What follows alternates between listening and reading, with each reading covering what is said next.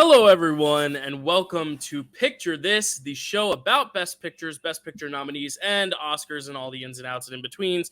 I can't do this alone, though. Welcoming, as always, Chad Webb, my co-host. How you doing, Chad? Hey, I'm doing great. I had a blast watching most of these 1950 movies, and it's one of those things to where we love more modern movies a lot of the times, and it feels like we've kind of pushed a lot of the classics under the rug. But I know you and I both love our classics, so I'm really excited to get into this year, but start doing more of those as well. Yeah. Just looking forward to next year, especially. Like, we really want to do an ode to the classics. So I guess this is a good time to announce that, like, next year is going to be like a year of classics, and there will be a few modern classics, obviously, along the way. We have some like 70s, 80s ideas around, for modern classics, but it's mostly going to be diving into the classics because there's still so many years that we haven't tackled. We haven't even tackled anything from the 20s and 30s yet. So it's going to be really fun. I believe this is only I think this is our first episode in the 50s as well, because we've done some 60s, we've done some 40s. Yes. But I think this is the first time we've delved into the 50s at all. So this is also very exciting from that aspect as well, because there's so many years to cover. But, why not dive into the classics, especially because this year in particular has some of the most iconic films ever made. 3 in particular, but even one that 2 of them have been remade, have had versions galore. So like all 5 of these films are important to some retrospect. So that's really exciting.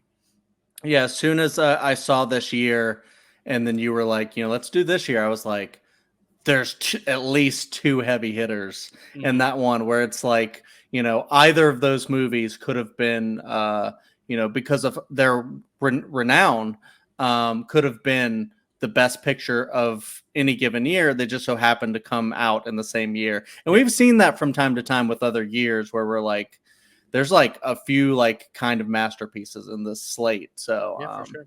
There it is. People are probably asking, what is the slate, Dylan and Chad? Well, why don't we tell you?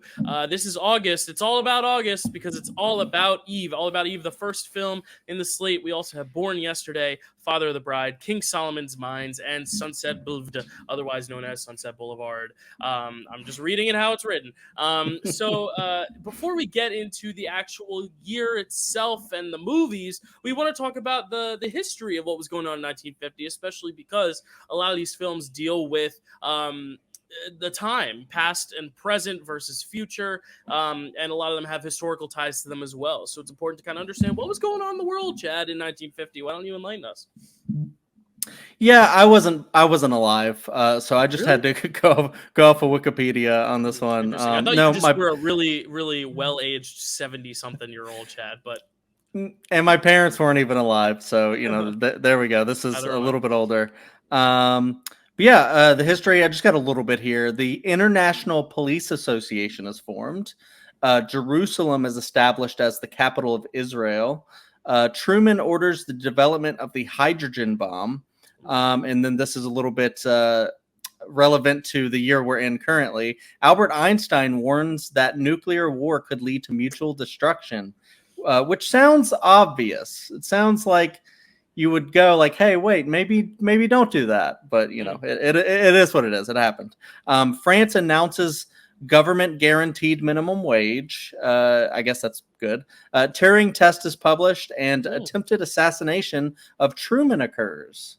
Oh, there you go. I actually didn't know there was an attempted assassination there. Or maybe I did, but I forgot that information. But unless I read it wrong. I believe you. Chad, do you have any births, any deaths, any albums that came out in that year?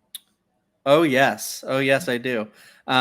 Births, we have Michael Ironside, John Hughes, Julie Walters, Jerry Zucker, William H. Macy, Chucky himself, Brad Dourif, William Hurt, Martin Short, Alan Silvestri, Robbie Coltrane, rest in peace, David Cassidy, Ron Perlman, William Sadler, Jay Leno, Joe Johnston, Mike Starr, John Landis, where are we at? Jim Beaver, Bill Murray, Randy Quaid, Jeff Conaway, John Candy, and Ed Harris.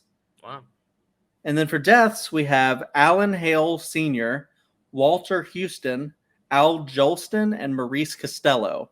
Lesser known names, but Well, I mean, for us at least. I was gonna say Al Jolson, the first ever talking performance in film. In the that's jazz. right.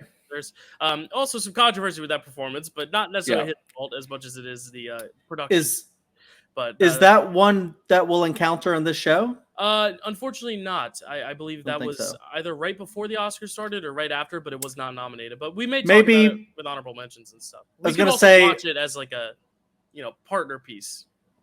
Very true. I was going to say fortunately and maybe also fortunately and unfortunately.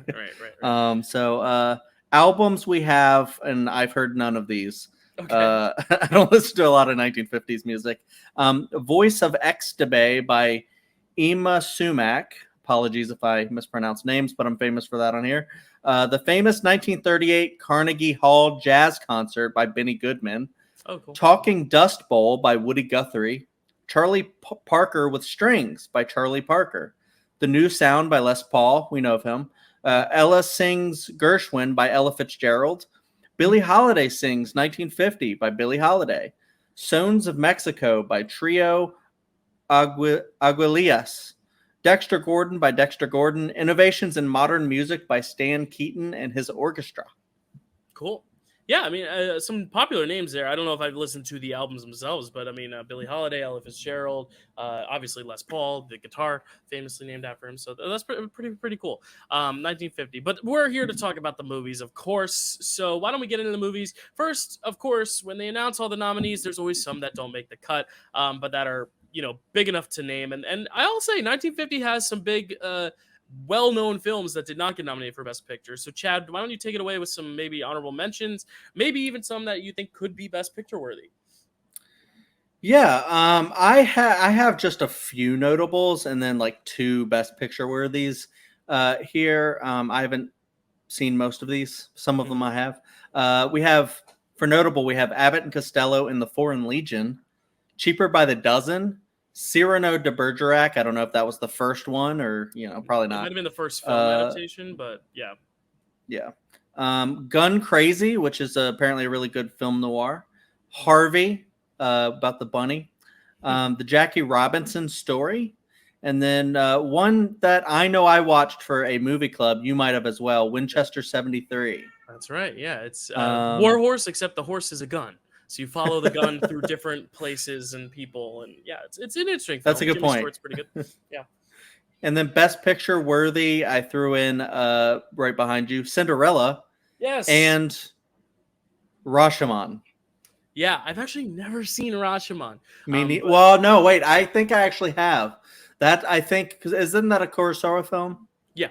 Mm-hmm. I think that's the only one of his I've seen, actually. Gotcha. So I know the Rashomon like structure. Like I've heard people reference it because it's so like famous. You get the same story from multiple points of view. It's the Last Duel. It's Arrested Development. It's all those things. There's a Simpsons episode.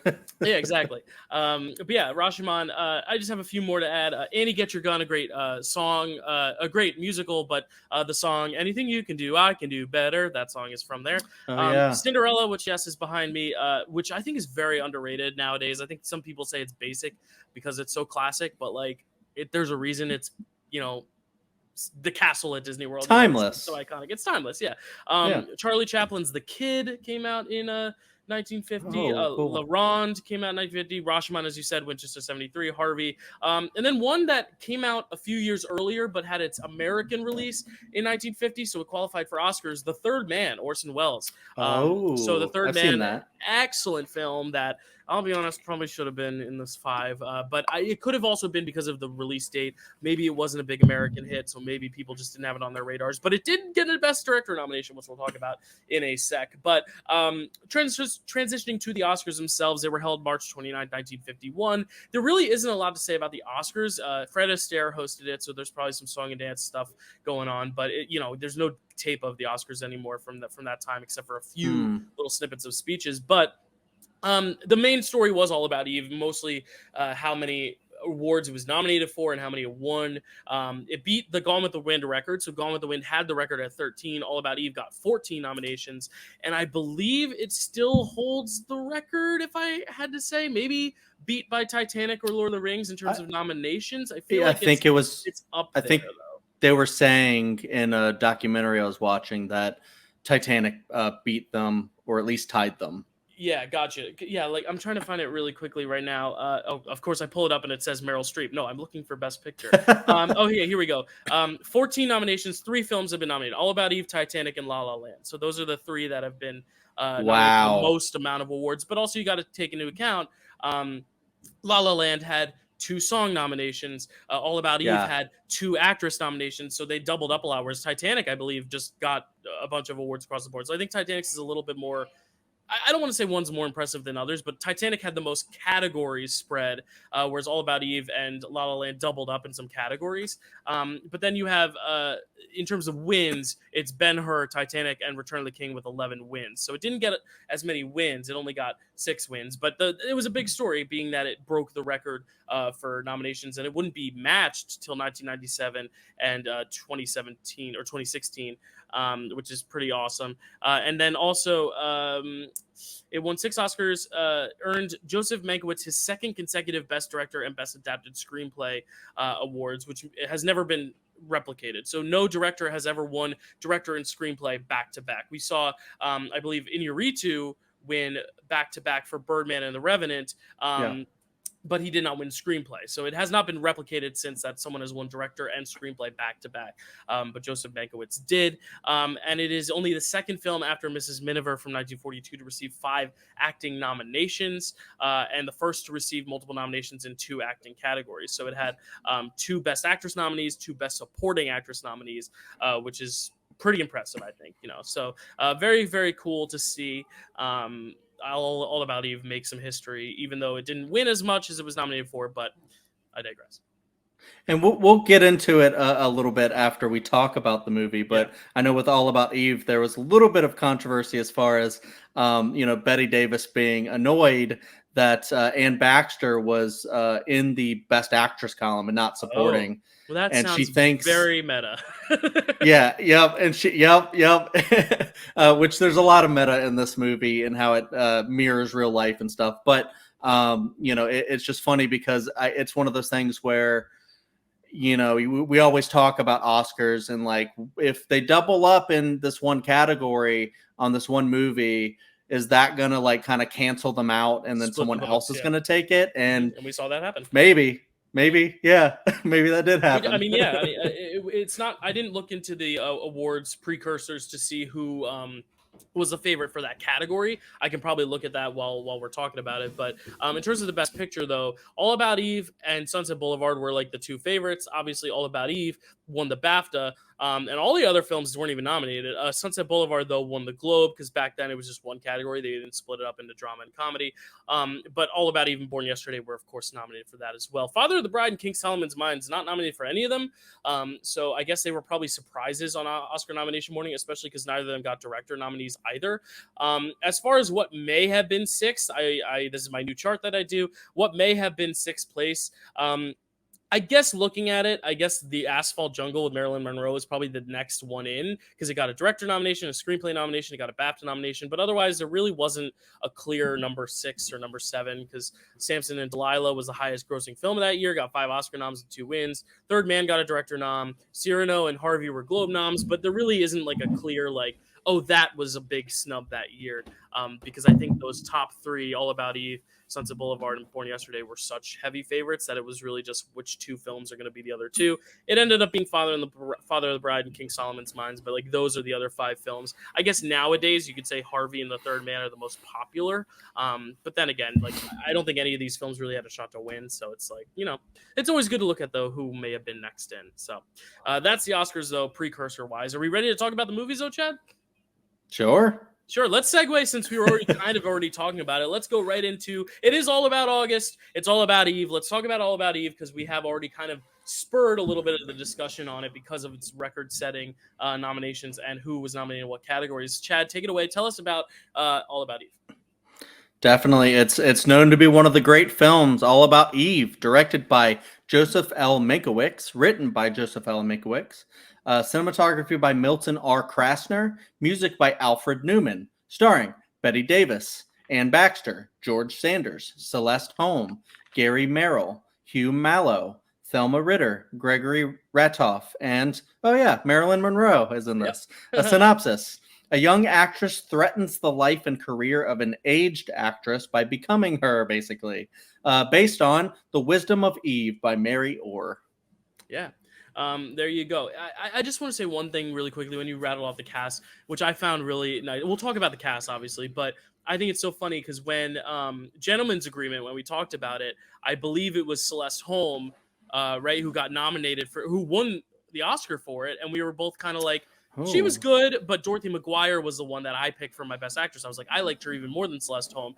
And then in 1946, same thing with The Razor's Edge. Anne Baxter won the Oscar for The Razor's Edge, but I thought Jean Tierney was a better performance in that, so I gave it to her. So now it's kind of nice to see that, like, because back then I was like, what's the hype with Celeste Holm and Anne Baxter? Now watching this film, I'm like, oh, now I can finally understand why they were so great. And it's funny to see them in Gentleman's Agreement and Razor's Edge, not being the biggest fans of them. Now watching them in this, I'm like, oh no, I get the hype now, because this has some dynamite performances from all involved. Like, I know a lot of people talk about the two central ones, but like, I mean, none of those. The one that won was a supporting performance, and there's also so many actors from this that are nominated. I believe 6 of them in total got nominated for this movie. So just such a good cast. I think that's a good starting point, because you also said about the animosity between the cast, it seems. I think you dove a little bit further into the back behind the scenes stuff than I did. So I'd love to hear anything you have to share about that, because I'm fascinated.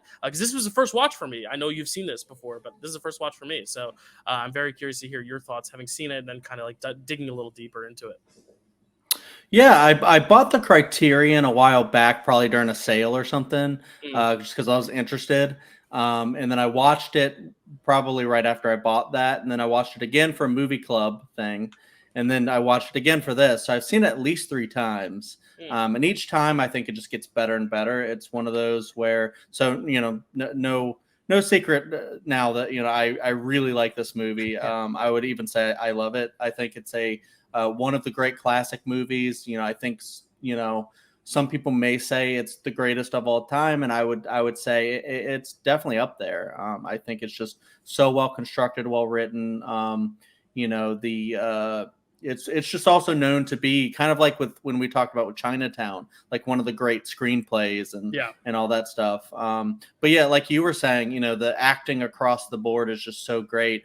A little bit of background, like there was some kind of, I guess, animosity between some of the actors, because apparently Betty Davis wasn't the most fun to be around on set. But as you can kind of tell. I mean, like, obviously these are actors playing parts, but I like to believe sometimes there's a little truth in it. We'll get there when we talk about Sunset Boulevard as well. But like, I just feel like there's a little truth in there, especially because, like, I feel like at this point she had earned it. You know what I mean? Like, she, we saw her only in one other film so far, but we're going to cover a lot of her films. But Dark Victory was one where I was just like mesmerized. I was like, this is one of the best performances I've ever seen. And she didn't even end up being one of our 2. It was just such a stacked year, but it was just like, this performance is so good. She's so good. Like, I get it why she kind of had this ego. Not excusing her for it, but like, it makes sense why she would have an ego, because she really is a movie star through and through. Mm-hmm. Like, she just emanates movie stardom in such a way that it fits perfectly for this character.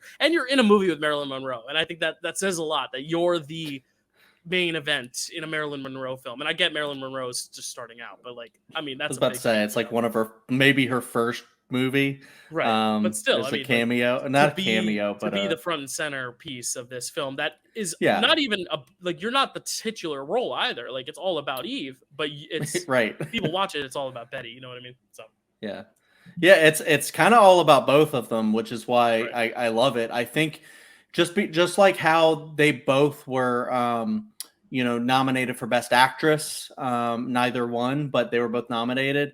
Honestly, I think you could watch the movie both ways, and you can say, no, Margot's the star of this movie. No, Eve is the star of this movie. I think you could see it either way, even though Eve is the titular character. That being said, I forgot to say that. Betty Davis did call Celeste Holm a bitch, so There it's you go. yeah. I mean, and again, it's like in the movie, like there's things that happen that it's like how much of this is truth and how much is not. Obviously, did you say it was based on something, or is this? Yeah, it's based on something. A book, yeah. A book. So it's like I get it. Like there's some source material, but you have to believe, especially with casting departments, like they know who they're casting. You're never going to cast Margot Mm-hmm. as Eve or Anne as Margot. Like it's just that's how it's going to be. They Unless they also almost did. who was I'm trying to remember the name of the woman who was initially going to play Margot, because it was not Betty Davis, and then she dropped out. I forget why, but then Betty Davis kind of snuck in there like just like the week before they started shooting or something. Barbara Stanwyck. I'm reading maybe. No, or it was Joan Crawford. Claudette. Oh, Claudette Colbert. Okay, yeah. I think, okay. yeah, something like that. But from It Happened One Night. Yeah, she's the star of that. Because another kind of story about like the background of this is that they cast Anne Baxter because she looked apparently like a much younger version of Claudette. So when because they wanted to make her look like, gotcha.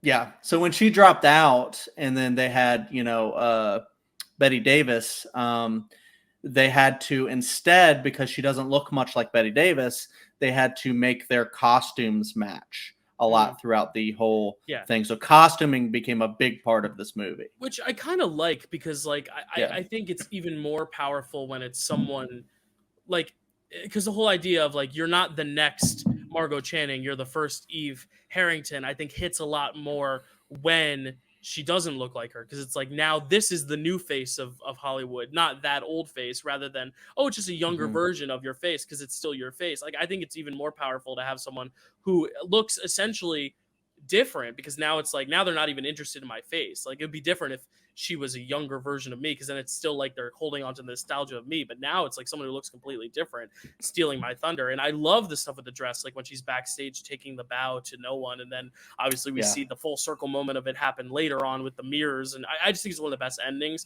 because of the full circleness of it. That ending just hits home. But it's kind of that idea of like you're not someone else, you are a new person stealing someone else's clothes, like kind of stepping into your own shoes, which I think is kind of even more impactful. I think I like the fact that they look so different, because it's supposed to show the contrast of the older washed up star versus the newer fresh face. So I kind of like that element of it, because they do look so different.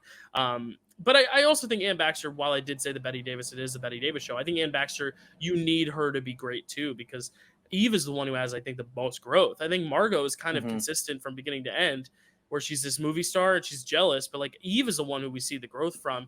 Or even if we don't necessarily see her intentions change, her intentions are always the same, we see her let on more as it goes. Like she's, from the beginning, I feel like she knows what she wants and she's going to get it, but we, the audience, see her as more innocent, whereas later on in the film, we see her kind of sink her claws in more to be more overt. Like, you got to give me this part. I'm going to blackmail you. I'm going to get with this reporter. I'm going to make sure you know the story. And then at the end, kind of see it from her perspective as the Margot figure, to be like, oh shit, now this girl is now stalking me or idolizing me.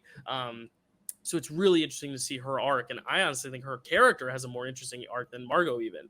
Performances, it's a matter of preference who you like more, but I think Eve's character arc is actually probably the strongest one, and I think it's so captivating, Yeah, I mean, this is an incredible movie. I just love how it's structured, how it goes from, because you kind of realize, I think also like multiple rewatches that like that was Eve's plan all along, and she just kind of slowly starts to show it more and more as she gets more kind of where they can't get rid of her, they can't just tell her to leave, kind of a deal. Too far and gone, and she's like so manipulative and just kind of rearranging things that suits her inevitable ultimate goal of becoming the new Margot.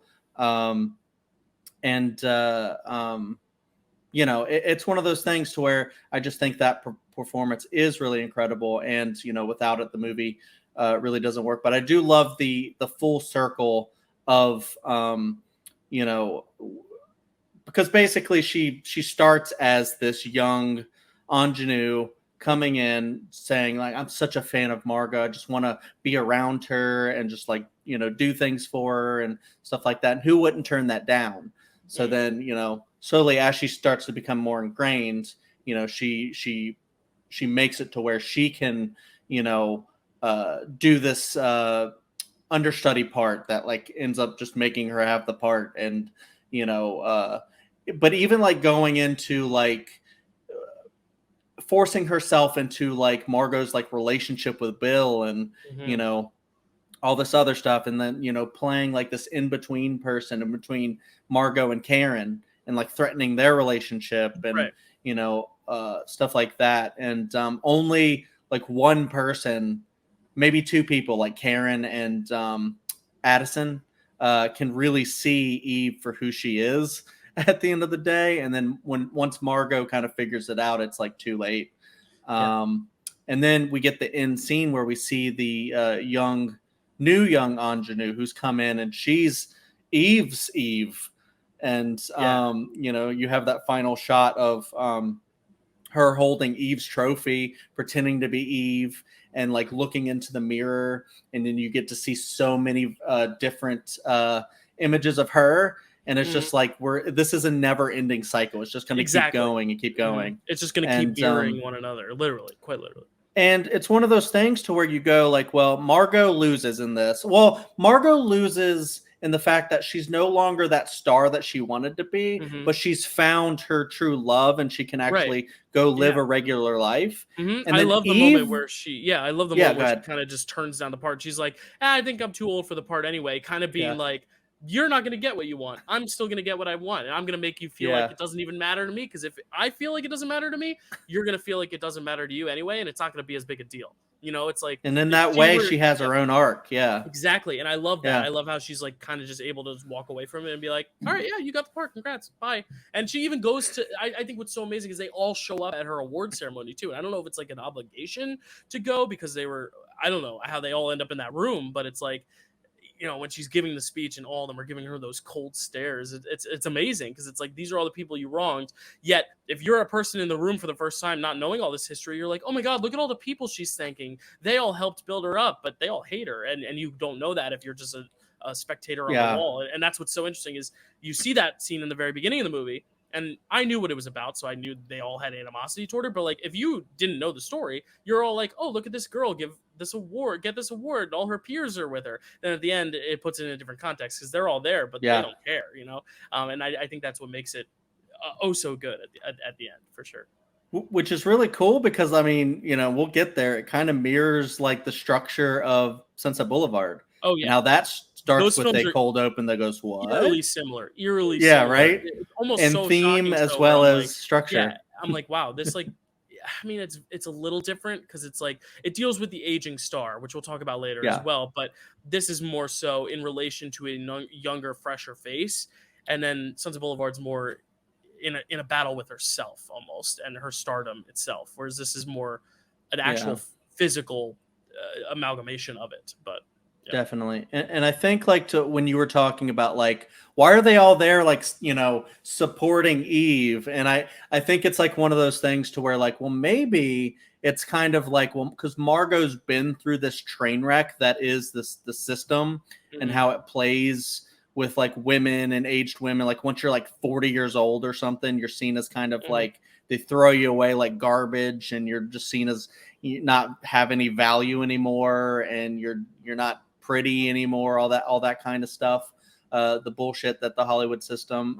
has. So she's been through that process. So now she can kind of have that last laugh where she kind of knows that is going to be Eve's ultimate fate, is she's going to have the same thing happen to her because that's just what the system does.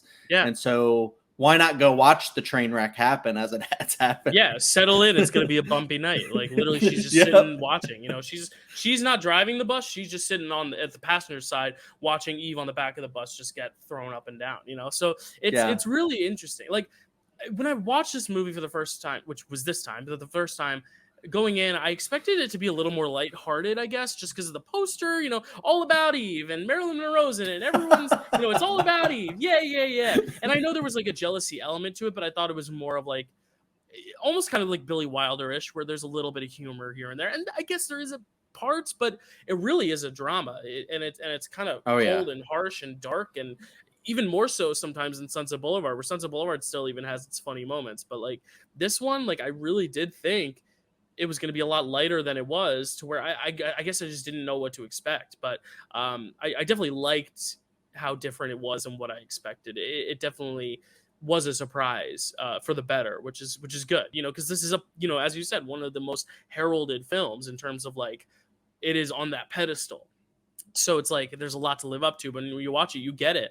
And while I'm not necessarily on that same wavelength as you, as saying it's one of the best films ever made yet, because it's only my first watch, I can definitely see why others do, which is really, really awesome. And maybe because I also lived it a little in high school. You and I are both theater kids in high school, but like I lived in college, even like just the rivalries and the bitterness and the jealousies, to where like none of it really surprised me, which I think is also a good thing the film does, but it's also like, it's almost too real, to where I'm like, no, like this is life. Like I've seen this over and over again. But again, like films are a reflection of the now and life, especially at this age, because now we're seeing, this is where like we really see new stars try to take off. I mean, like we said, this is Marilyn Monroe's first movie. We're seeing this kind of transition from silent stars and like 30s and 40s stars, like big time stars, to like the newer faces. I mean, we're going to talk about Elizabeth Taylor soon, like all these newer faces that became the stars of the 50s, 60s, 70s. So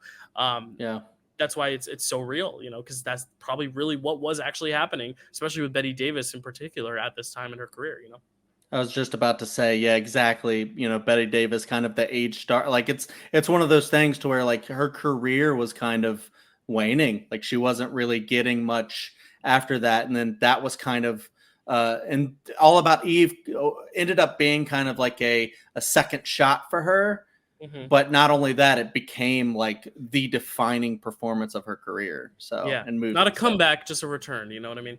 I just really want to quickly talk about the other supporting characters, just because, like, sure, obviously George Sanders is the one who wins for this movie, and I think his role is so interesting. He's almost the narrator, kind of narrating the thing, because he's kind of got the most unbiased view, right? He's the reporter figure. He's kind of the one almost stirring the pot critic in a way. Critic, a journalist. Yeah. So he's kind of stirring the pot in a way, even more so than anyone else, even more than Eve at times, because he's the one getting the story, putting it out. Like he's the reason why, if I'm not mistaken, why she gets that review in the first place. Obviously, Karen conspires to help her miss the performance, but he's the one who kind of gets everyone to rally around Eve and prop her up as this big star. And even he has a bit of a downfall later on with Eve. Like Eve kind of disses him at the end and is like, well, I'm going to marry Lloyd now to like, so he can write plays for me. And he's like, what the hell? And it kind of plays in that idea of also the journalists having the power. And we see that nowadays, kind of like the idea of press and journalism and news versus fake news and the impact journalism can have on a career, specifically of actors who are wavering and whose careers are either coming to an end or emerging. A bad review can ruin someone's career if it's established, or could prevent it from even taking off. And we see that kind of in this film in both directions. So I love his character also, because his voice is just so menacing. He's the tiger in Jungle Book. He's got the like booming voice that I just love. I loved him in Jungle Book, but now seeing him personified, because he's also got like an actual physical charm too, which just aids in the ickiness of him. Yeah. I also love his character. I just think, because especially like towards the end, like you're talking about, where he kind of gets betrayed a little bit, but then he's like, she's got all these plans. She's like, I'm gonna go with this playwright or director or whatever, and he's gonna like write the stuff, and I'm gonna make it big. And then he's like, but I own you, kind of a deal. And then like he like tells her like how he owns her, and then she ends up being that like kind of like submissive, like okay, and he's like, now go to sleep. It's so. And then I love at the end how it's like the young girl who opens the door and kind of takes the award and like closes on the face, and then just goes, it was just the cab driver returning the the award for you. Like, it's just such a good arc for him as well. I loved his character. Any other thoughts on some of the supporting characters or any of the other themes? I know you just mentioned the Oscars, how Bette Davis was upset at the categorization of the placements of the actresses. Yeah. Well, I mean, there's not much more thoughts like on that. That was just kind of like a thing to where like sometimes multiple people can be nominated for an award, and it kind of does the movie wrong, and no one gets the win, and someone else sneaks in. So she was mad more so that she was taking votes away from her, or did she feel like they didn't both deserve to be leads, or both maybe? Actually, I think it might have been like a little bit of both, kind of like a star power, like, I'm the star of this movie, not Eve, kind of a deal where it's like, it does like mirror the movie, which is really funny. And I just love that whole meta thing about Bette Davis. But yeah, you asked about the side characters in the movie. One particular that I can't remember if you mentioned, that I liked, and I don't think she's probably going to end up, maybe not, but I don't think she's going to end up on our best actress list. But the actress who played Birdie, that was Thelma Ritter, also nominated, which was surprising to hear because she's only in that like kind of first half of the movie, pretty much. Yeah, and I only say that because like it's so stacked with this movie and with like other movies with actresses. Like this is like one of the years that I'm like, holy shit, like the male performances is actually kind of like not that great, whereas the actresses is like crazy with this year. So yeah, I wanted to like throw out Birdie because I just think she has a little bit of like witty lines throughout, like where you talk about adding to the kind of comedy of the movie, where it is a big drama, but it does have some very witty, funny lines and stuff like that. Tribute to the screenplay. Yeah, the screenplay is great. Thelma Ritter also in Rear Window, a great performance in that movie. All right, so All About Eve, as we have said, was nominated for a record-breaking 14 nominations. Still holds a record. Only won 6 though, which is still a lot. I say only, but it won 6 out of 14, which is a lot. It could not win all 14 unless there were 2 ties. So like 6 out of 14 is really good. That's almost half the categories it was nominated for. So it wins Best Picture, Best Director for Joseph L. Mankiewicz, Supporting Actor for George Sanders, Screenplay, and Sound Recording. That was a category back then, sound recording. I feel like I'm missing one.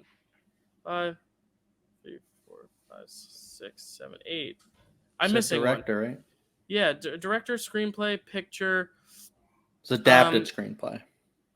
Costume design. That's what it is. Yes. Costume design. Of course. I talked about the costumes. Yeah. So yeah, picture, director, supporting actor, screenplay, sound recording, and costume design, and then nominated for Best Actress twice for Anne Baxter and Bette Davis. Best Supporting Actress twice for Celeste Holm and Thelma Ritter. Best Scoring for Dramatic Comedic Picture, Art Direction. Best Black and White Cinematography. Best Film Editing, and I believe that's it too. Which is like really crazy because you just think about this year in particular, like All About Eve won a lot of those. And Best Art Direction. Sorry, I missed that. Yeah. Had All About Eve come out the year later, you could totally see Sunset Boulevard winning a lot of those. So yeah, for sure. We'll get there. We'll get there. Yeah, we'll get there. Yeah, it's just tough. It was such a stacked year. Three heavy hitters. Yeah. But this show, I mean, I know we're how many years into it? Like 3-4 years into the show, but I still feel like our discussions are so nice and fresh. It was almost as if this show was just born yesterday. You know what I mean? So Chad, let's continue these amazing discussions with a film actually titled Born Yesterday. Chad, tell us about Born Yesterday. I didn't see that one coming until you said Born Yesterday.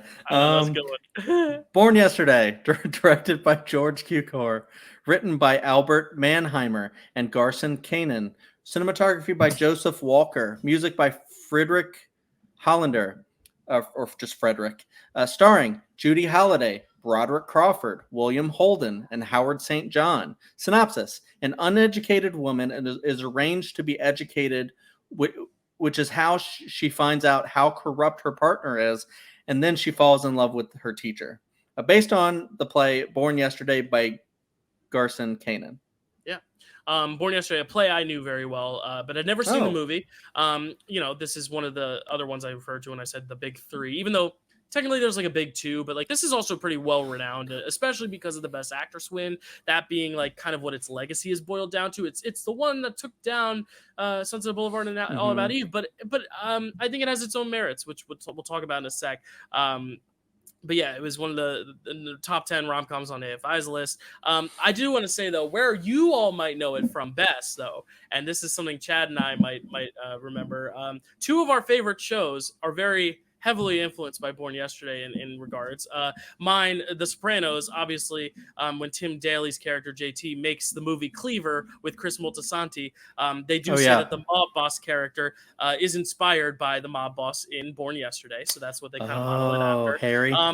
Yeah, and then of course, I have not seen this show yet, but I know Chad is a big Better Call Saul fan, and I've read that they watch this movie very often in the show. I read here Plan and Execution, the mid-season finale of Better Call Saul. Jimmy and Kim are watching Born Yesterday, and then the film is also partially shown in the mid-season premiere, Point and Shoot. So it's a film that the 2 of them watch together a lot.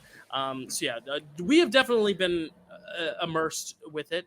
Maybe sometimes we didn't even know, but yeah, a very interesting film. This is kind of the one that has like the most like history in it. Well, actually, that might not be the case, but this dives a lot into like history and politics and all that stuff of the time, which is very interesting. But it also kind of has a message similarly to, not a message, but themes similar to All About Eve and Sunset Boulevard. And even Father of the Bride, in terms of like the feminist stuff and these kind of rich female characters that have their own arcs and have their own growth. You know, in all these films, the women aren't necessarily seen as these like side pieces, or in this case, they are, but it's to make a larger statement about women's, you know, worth in their relationships, in their lives, women thinking for themselves, and this is kind of what I would call the Barbie of the 1950s. You know, it's this big feminist piece, you know, about women and the way women are treated versus how they should be treated and education and all that. But anyway, Chad, this is the first time watch for both of us. What did you think of Born Yesterday? Well, I wanted to first touch on the thing you said about Better Call Saul, because it's very interesting, because I there's so many like shows and movies and stuff where there are characters that will be sitting around watching some sort of classic movie or something, and most of the time when that happens, I don't know what the hell they're watching. I'm like, oh, they're watching some classic movie, black and white. So that's really cool, because I did not know that was the movie they're watching, and yet I was watching it. So now when I do, eventually I'll rewatch Better Call Saul because I adore it. I'm excited because I'll be able to go, oh, she's on that part of Born Yesterday. Right. Yeah. Yeah, no, I was just going to say, I really like this film because I didn't know what to expect from it. I didn't know what the legacy of it was. I didn't even know the actress had won. But I really liked her in the movie. And, you know, I just loved, because I was sitting at the very beginning of it, I've kind of foreshadowed in my head what might happen in the movie, is because, you know, it was like the kind of like gangster type, like it's not really like a gangster, but like he's kind of like, or is he? I don't know. I think he's more of your like your Tony Soprano gangster, where he's not like going out with the suit and the gun. He's just kind of sitting back at the table, kind of making. He's a schemer, you know. He's a he's like on his own. Yeah, he's a wealthy not like tycoon. Yeah, so he's not like backed by like a mob, like he's not part of a family that, you know, or anything like that. But you know, he is going out trying to you know, corrupt politicians and you get them in his pocket and all that kind of stuff. So he's not a very good guy. You know, he's there up to no good. And then you have his partner, who's just there, I guess, to be like a trophy partner, look good.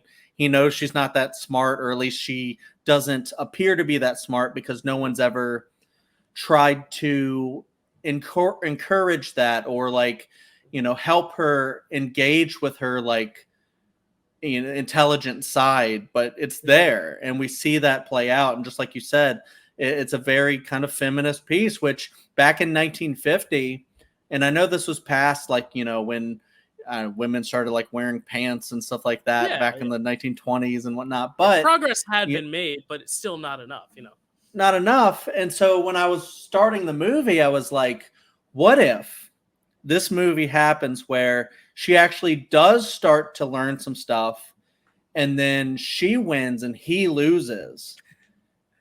And that fucking happened in the movie. I was like, and it's nice because like some may view this as, oh, but it still took a man to do it, because obviously William Holden's character is kind of the one who like introduced her to these things, but she still, from the very beginning, you see they do a good job setting her up before William Holden's even introduced as someone who wants to kind of be free from this. You see it when they're playing gin rummy.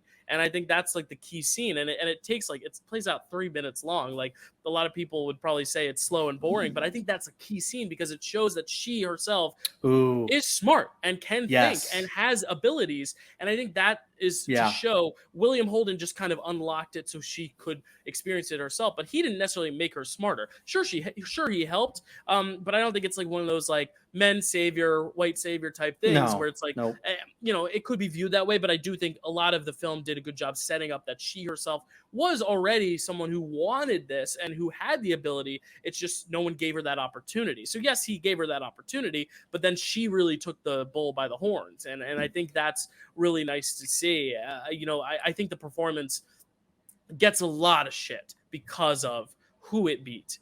And I think that's unfair. I think Judy Holliday, first off, you have to play someone who is the stereotype to then break the stereotype down. It's kind of what we're seeing, and I don't mean to keep bringing it up, but in Barbie, Margot Robbie has to first play the stereotype Barbie to then further be able to break it down to its core. If you don't get that perfect stereotype early on, it works against the satire, because this is ultimately, essentially in the beginning at least, a satire. It's so over the top in how anti-feminist this guy is and how much he treats his wife poorly, and it may be a little exaggerated, but it needs to be exaggerated to then further emphasize the point later.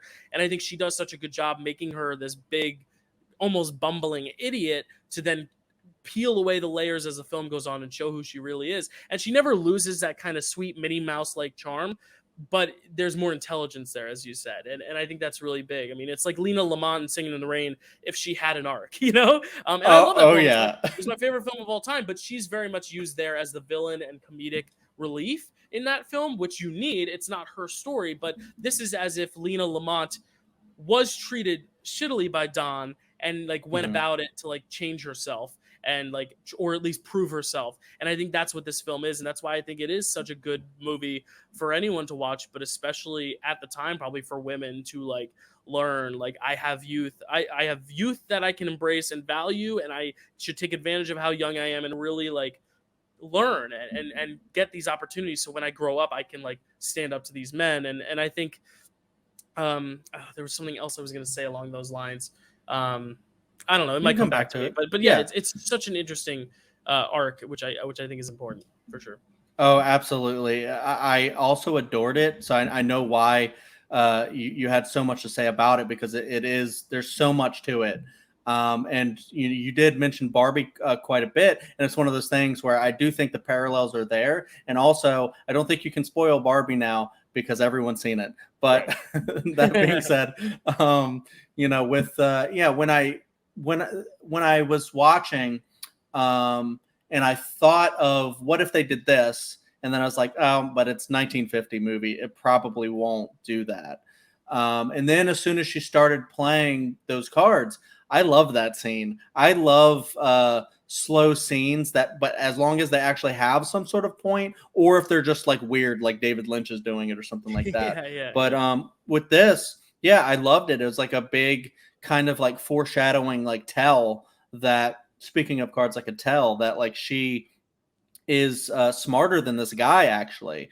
It's just she doesn't think she is. And I think that's a very key thing, is a lot of the times you get in your own way, or you think I'm this pretty lady, this young pretty lady, I'm the trophy partner, I don't have to expect anything from myself. And that's where William Holden is like her catalyst. He's the guy that starts her arc, but she's the one who chooses to ask questions and keep asking it, like she can just sit there and like he can tell her like, and then the Abraham Lincoln, whatever, and then or here's the Declaration of Independence, and then she could just go, okay. She doesn't do that. She asks questions. She starts to wear glasses, and she she might not even think that she looks good in glasses. There's a whole thing about like, you look really good in glasses, and stuff like that. And yeah, like just I love her transition from going on, because I think this is a very important movie. Maybe not as much for people today, but even still, like there's some people who still get like in really like they get down on themselves and they think I'm really stupid and I can't do that, or what they see somebody doing. And it's like, you're probably just in your own way. All you need is the right context, and the right support system in order to figure out how to get there and learn the things that you need to learn. And sometimes you just need to learn it in your specific way to actually get there and, be the person that you want to become. And I love her. I love her performance, her arc in this movie. And I think it's really incredible. And like you said, also like a great like romantic comedy too. So it works on different levels. And that's the one element where I was like, I don't think it needed the extra element of romance to like have them end up together. I think it could have just been a friend, showing the way. But it also kind of shows that she can still be loved and have someone who loves her for who she is authentically, not who she looks like or who she fits into society as. Because I don't even think her husband or her partner even likes her. Like, I think he's just there to have a wife to show to someone, to show this congressman. And I also like kind of what I talked about earlier, like this is the most political film in terms of like talking about the actual politics of the day. I found that really interesting because like, like you said, like it's 1950, you don't expect that. And that's why I think this is something that people even nowadays can go back to, because even then, like the politics were so different. So to get her asking these questions about congressmen and politics and all these things that like are so different from our politics today, I think is very interesting as well, because it kind of puts this kind of time capsule like nature on it, where it feels like a period piece, but the themes of feminism are still timeless, to where it's like this really interesting cohesion between the two, which I think is interesting. It dates the film, but in a good way, to where you can like kind of set the stage and kind of put you in the context of that film. The one thing I'll say also is the comedy is really successful here, because like it does a good enough job making some really funny scenarios without making her a joke. And I think that's really hard in a film like this, especially at the time this came out, to not make her seem like too much of a joke. And I think that's just a testament to her performance as well, because she's such a good comedian, Judy Holliday, but like she has to still make this character endearing, which I think is a really, really tough task, to where like Bette Davis is amazing, but she gets the character. She has that same physicality throughout. I think Judy Holliday, does a lot more different in terms of her like range of like physicality and the way she speaks, even the way she talks, like, or the way she talks, I should say. That is even, I think, even harder in a sense than some of the other roles that we're covering in this slate, to some degree. And I see that's why they gave her that role. I mean, the funniest part for me, which is also tragic, which I think sums up the film in the way that it's funny, but also has like this deep, serious underlying meaning, is when she picks up the newspaper and William Holden just looks at it and it's circled all over. And it's like this funny bit where you're like, haha, but you're also like, wow, like this woman was really deprived of so much. And it's like one of those moments that can be simultaneously funny and a funny visual gag, but also have this underlying weight, which I think this film does so well, is having both these things going on simultaneously, which very few films are able to do. Yeah, no, you made a great point, because you talked about like the film with its politics maybe dating it a little bit, but I also think it like really holds up a lot about not just the politics of the time, but like character types, or like reminiscent of like real people, and like what people can go through and how people like kind of are and are made to be. Like you said, her being deprived and made to feel like she's stupid and she can't, rise above anything, like her station that she's at right there. And then she does. But then you also see Harry's character and how they talk about him all the time, and they talk about like why he is the way he is and how he doesn't really know any better. Like that's kind of just like how he was made to be, and probably learned it from someone else. And just talking about did they call like a fascist at one point or something like Yeah, that? I think But I think she does, like, very nonchalantly. that's Is that right. that's what she learned what it was, and she's just like, "Oh, that's my husband." But, like, Yeah. it's a striking comment to him, but it's like, no, like, she's like, "Oh, yeah, you're a fascist." Like, Yeah. you fascist. Yeah, his performance is really good too. It's not nominated, Oh but, yeah. like, I think he's great. He plays the villain really well, Broderick Crawford.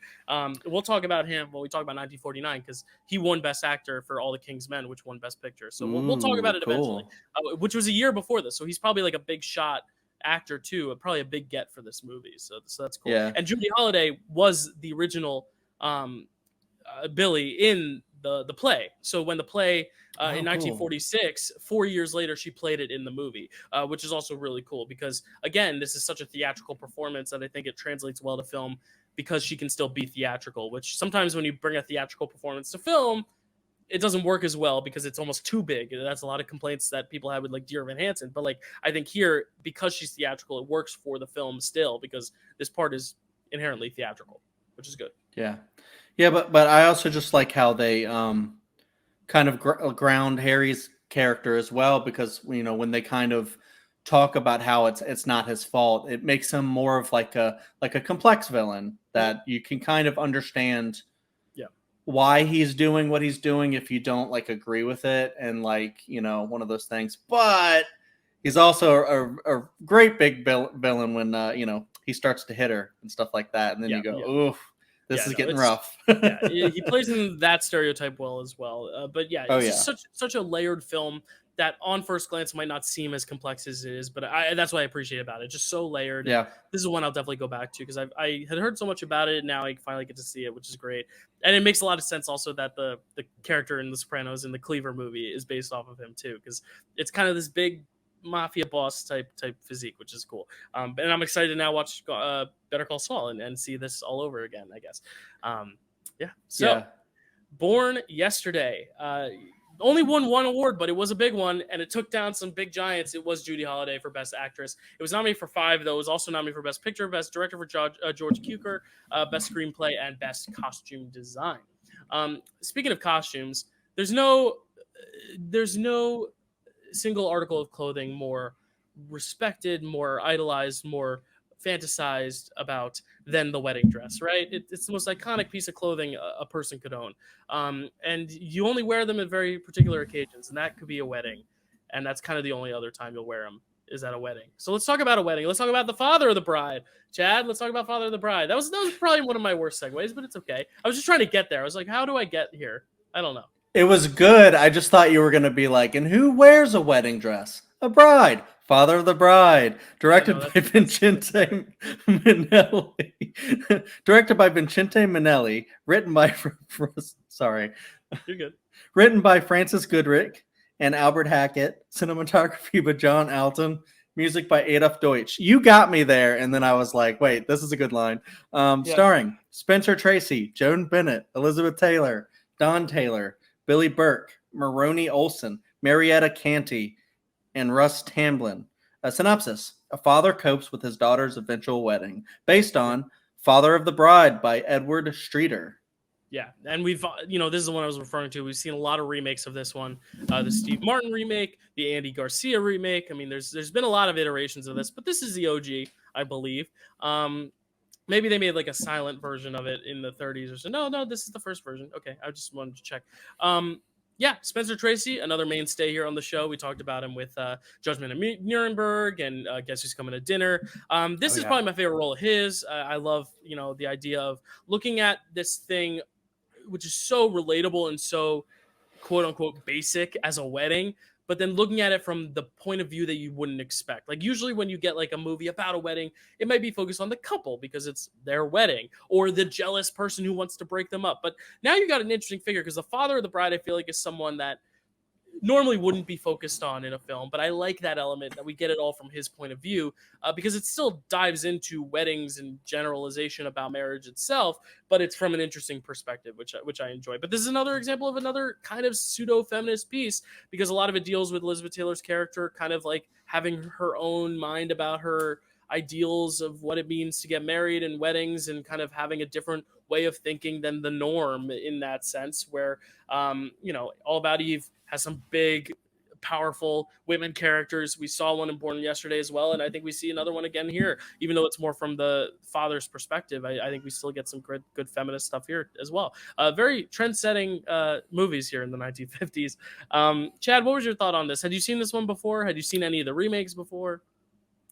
No, I had always heard of the Steve Martin Father Yeah. of the Bride. I've never seen those, but now I kind of want to since I watched this. Like, why not?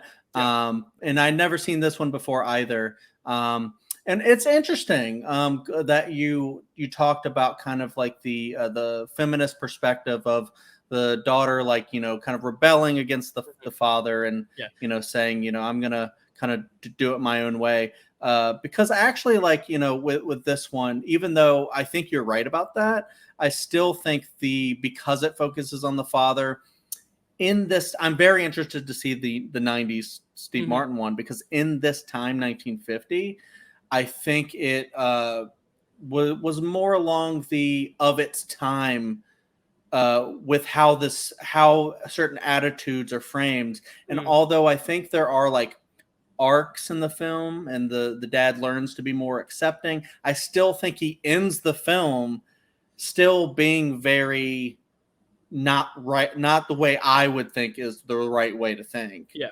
And When I I'm say like, feminist, it could be more so generational than feminist, because it's like, yeah, it's because the whole thing is like, you're too young to get married, and she's like, but I love him, and you were 25, yeah, but I'm my own person. More so that kind of thinking in terms of yeah, groundbreaking, and like, no, I want to say who's invited to my wedding. I don't want it to be necessarily your choice. Like, you shouldn't dictate that wedding. But I do agree, there's still some dated elements to it because it is 1950s. Like, the whole idea in general that like the bride's parents take care of the wedding and the groom's parents just offer the groom, which I guess is still kind of a thing you see. I've never been married. I've only been in a wedding party once. Zach, shout out. But like, so I can't necessarily speak to it directly, but I feel like at least nowadays we see a little bit more of like, it's a little bit more. Sure, there might be a fine monetary contribution from the bride's parents, but I think nowadays you see a little bit more of a communal effort. Like, we see a little bit more of the groom's parents, like, at least helping out.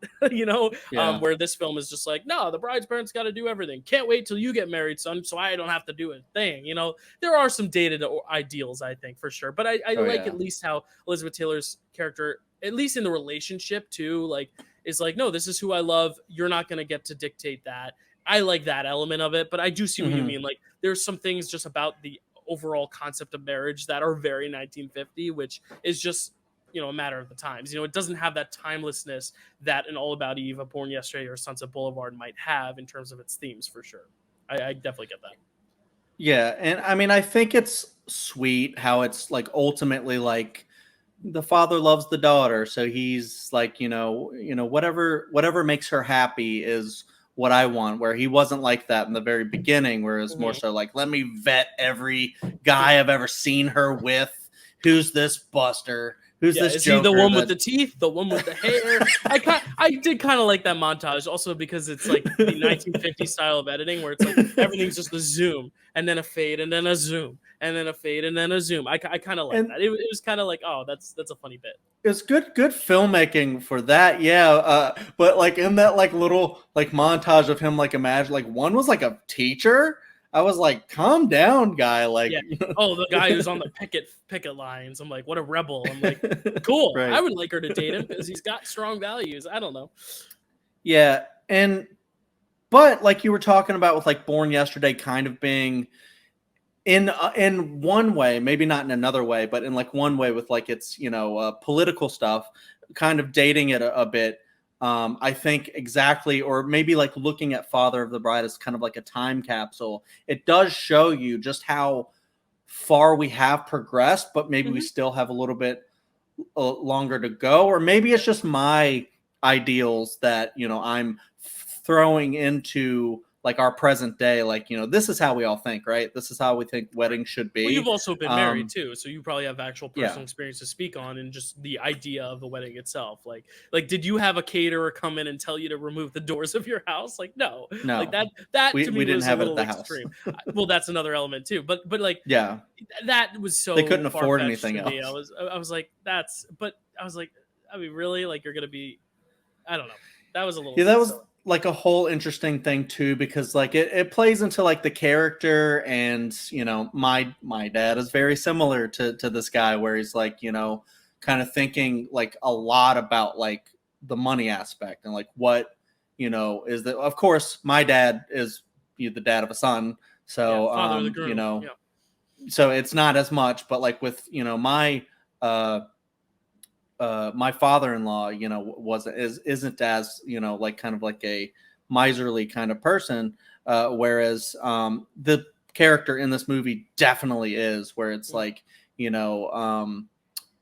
what is that gonna cost, kind of a deal, and you could totally see that play out, and I don't know, I just think with this character, he was very frustrating a lot of the times, but it kind of like mirrors like the rest of society, and how of the time it was like, all right, let me vet this guy because he's going to be in charge of the financial future of this couple, and it's all on him. What kind of job does he have? Like that's the first thing that he talks about, rather than what is this guy's heart like? Does he love her? Does he actually love her? Like, he doesn't even think of that first. It's like, what does he do? And it's like, doesn't matter as long as he loves her. Yeah. No, it does matter. How is the, like, what is, okay, but what is your daughter going to do? Is she just going to sit around and, stare while her husband makes money? But that's kind of like what it was expected back then, so it's, and that kind of plays into Born Yesterday, and how women weren't expected to, take it upon themselves to go and out and learn and try to make money and get a job and stuff like that. That's a good point. Yeah, you make a good point, because I didn't really. Yeah, again, I think it's also a perspective of age and how far along you are to getting married. I'm still in I'm young, 25, single, dating some people, whereas you're fully married with a kid. So it's like interesting perspective for sure. But like, we both live in 2023, where it's like, yeah, some of these ideals are just very, very dated. And it's interesting because like there are moments where I'm like, oh, that's a good idea, and then I'm like, that's not, but I still think they find a way to make it at the end still about the bond just between father and daughter, and just love kind of conquering all, and like, no matter what, I love you, you're my daughter. Like that at least kind of brings me back to it, to where I'm like, all right, I still kind of get the through line. And I think it makes it a lot less profound than the other films. It's like, this is kind of the most basic message, but like, ultimately, I think it still sticks the landing in what it's accomplishing in that respect. Yeah. And I do like just the overall energy of Stanley, Spencer Tracy as Stanley, and then obviously Joan Bennett, but also Elizabeth Taylor, an early role for her, one of her first roles. I just like the dynamic of that family. I think the mom figure could have been given a little bit more of a personality. She's kind of sidelined in a lot But and the brothers. I do especially like, I almost forget she had brothers. But I really like Elizabeth Taylor in this as well, because I read a funny review actually on Letterboxd that was like, if this was Elizabeth Taylor's actual dad, he would have had to go through this 7 times, because Elizabeth Taylor famously got married 7 times. So I just think it's funny that she's playing the bride, and she's kind of getting married too early. There's almost like that meta context of maybe she actually got married, or maybe she's not fit to get married, or you know what, she did it 7 times. Maybe she was happy all those 7 times, it just didn't work out, and we're not going to judge her for that either. But either way, I think that was just like a funny aspect as well, just being like, of all people to cast as this kid getting married, it's the one who was married 7 times. So I guess she has the experience. But I don't know. At that time she didn't, but you know what I mean. So yeah, no, I mean, you're right, and I do. Speaking of one of probably the youngest brother, because they kind of just casually mentioned, oh yeah, I have sons too. And then there's the one son who at one point yells at Spencer Tracy, I believe, and goes something like, is this her wedding or your wedding? And it's like, damn right. You're absolutely right, kid. And then, but yeah, I don't disagree with you. I did like the the relationship between him and his daughter, like, throughout the whole thing. And then at the end where he kind of realizes, this is my daughter. I only have one daughter and it's special. I want her to be happy, and even like, talks her through a situation where she's upset with the husband because he's being selfish and wants to go on a fishing trip to Nova Scotia. And there's a line, there's nothing more romantic than a fishing shack in Nova Scotia.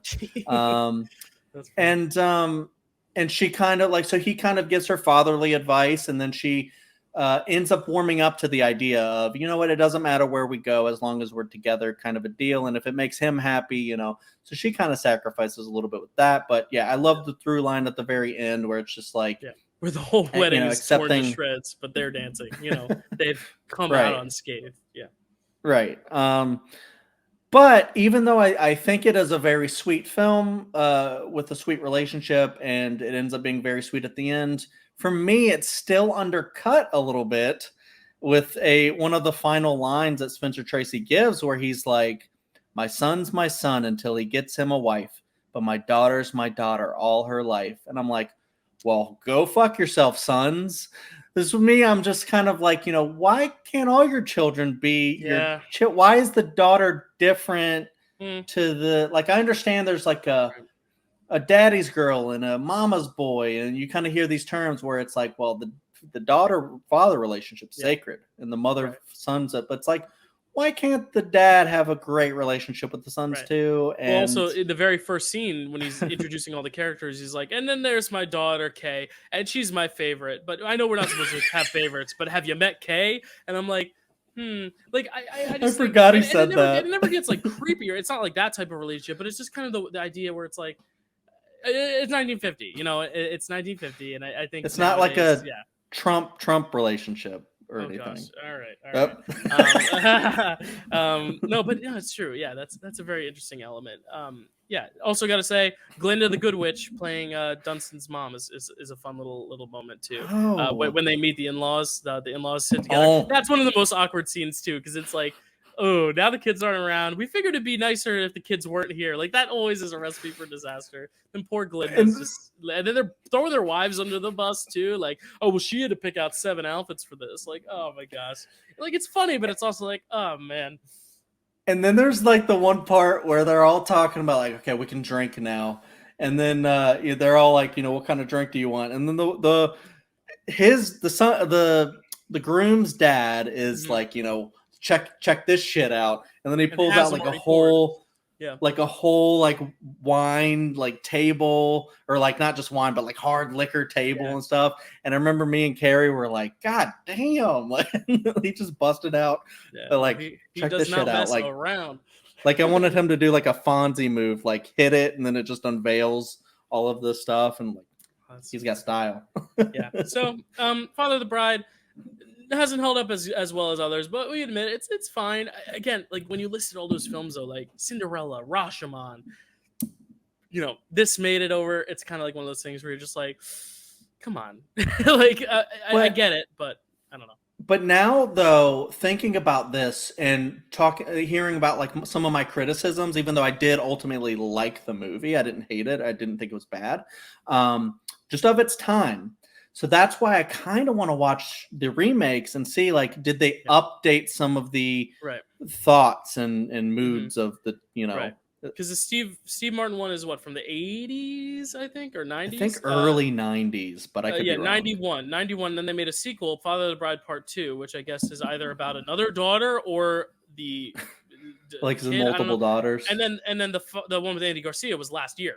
It was an HBO Max original. So yeah, like, and that I heard honestly very good things about. Interesting. And I believe it deals a lot with the Cuban American bonds too, a little bit with heritage, because it's Gloria Estefan and Andy Garcia. Like a cumpleaños. Yeah. So yeah. That's a birthday. Never mind. Birthday. It's okay. I get what you meant. So yeah, like I'm very interested. Maybe on our own little side. Maybe for like the podcast, for the Dill Pickle podcast, Chad and I will watch the other Father of the Brides and rank them. Or for Chad's channel, just all 4 of them. It does this one, the remake, the sequel, and then the last remake. That would be fun. Short actually. little special, maybe. Father of the Bride, though, nominated for 3 Oscars, doesn't win a single one. It's only nominated for Best Picture, Best Actor for Spencer Tracy, and Best Screenplay. The Father of the Bride, as much as he likes to think he's the king, though, of that wedding, it is still all about the bride. It is her and the groom. They are the kings of the castle on wedding night. But what about King Solomon? What's he up to during this wedding? Is he hanging out in his mines? Let's talk about it. King Solomon's mines. Chad, tell us. I don't know. I don't think King Solomon's actually in the movie much, but King Solomon's...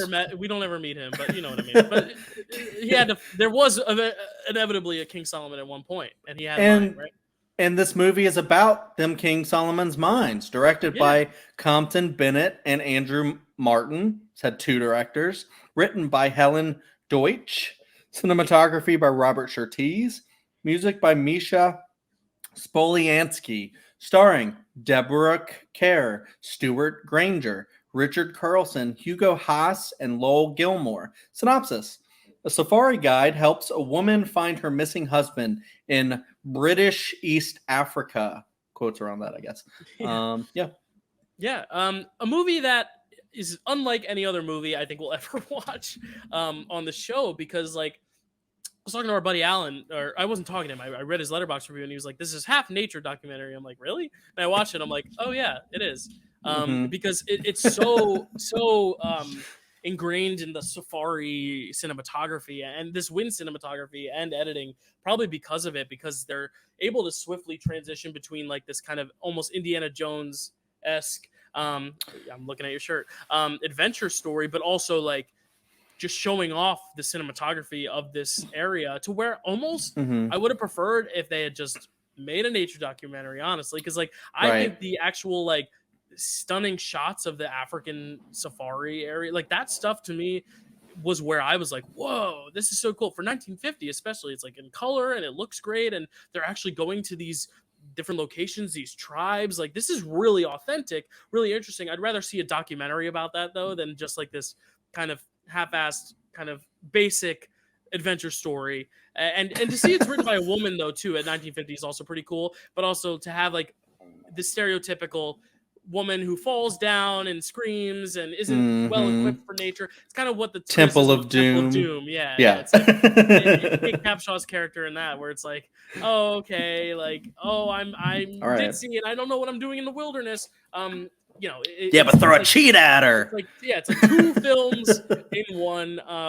But Chad, I'd love to hear your thoughts on King Solomon's Mines, because I really don't have a lot to say about it. But I'd love to hear your thoughts, because it might spring some more discussion, honestly.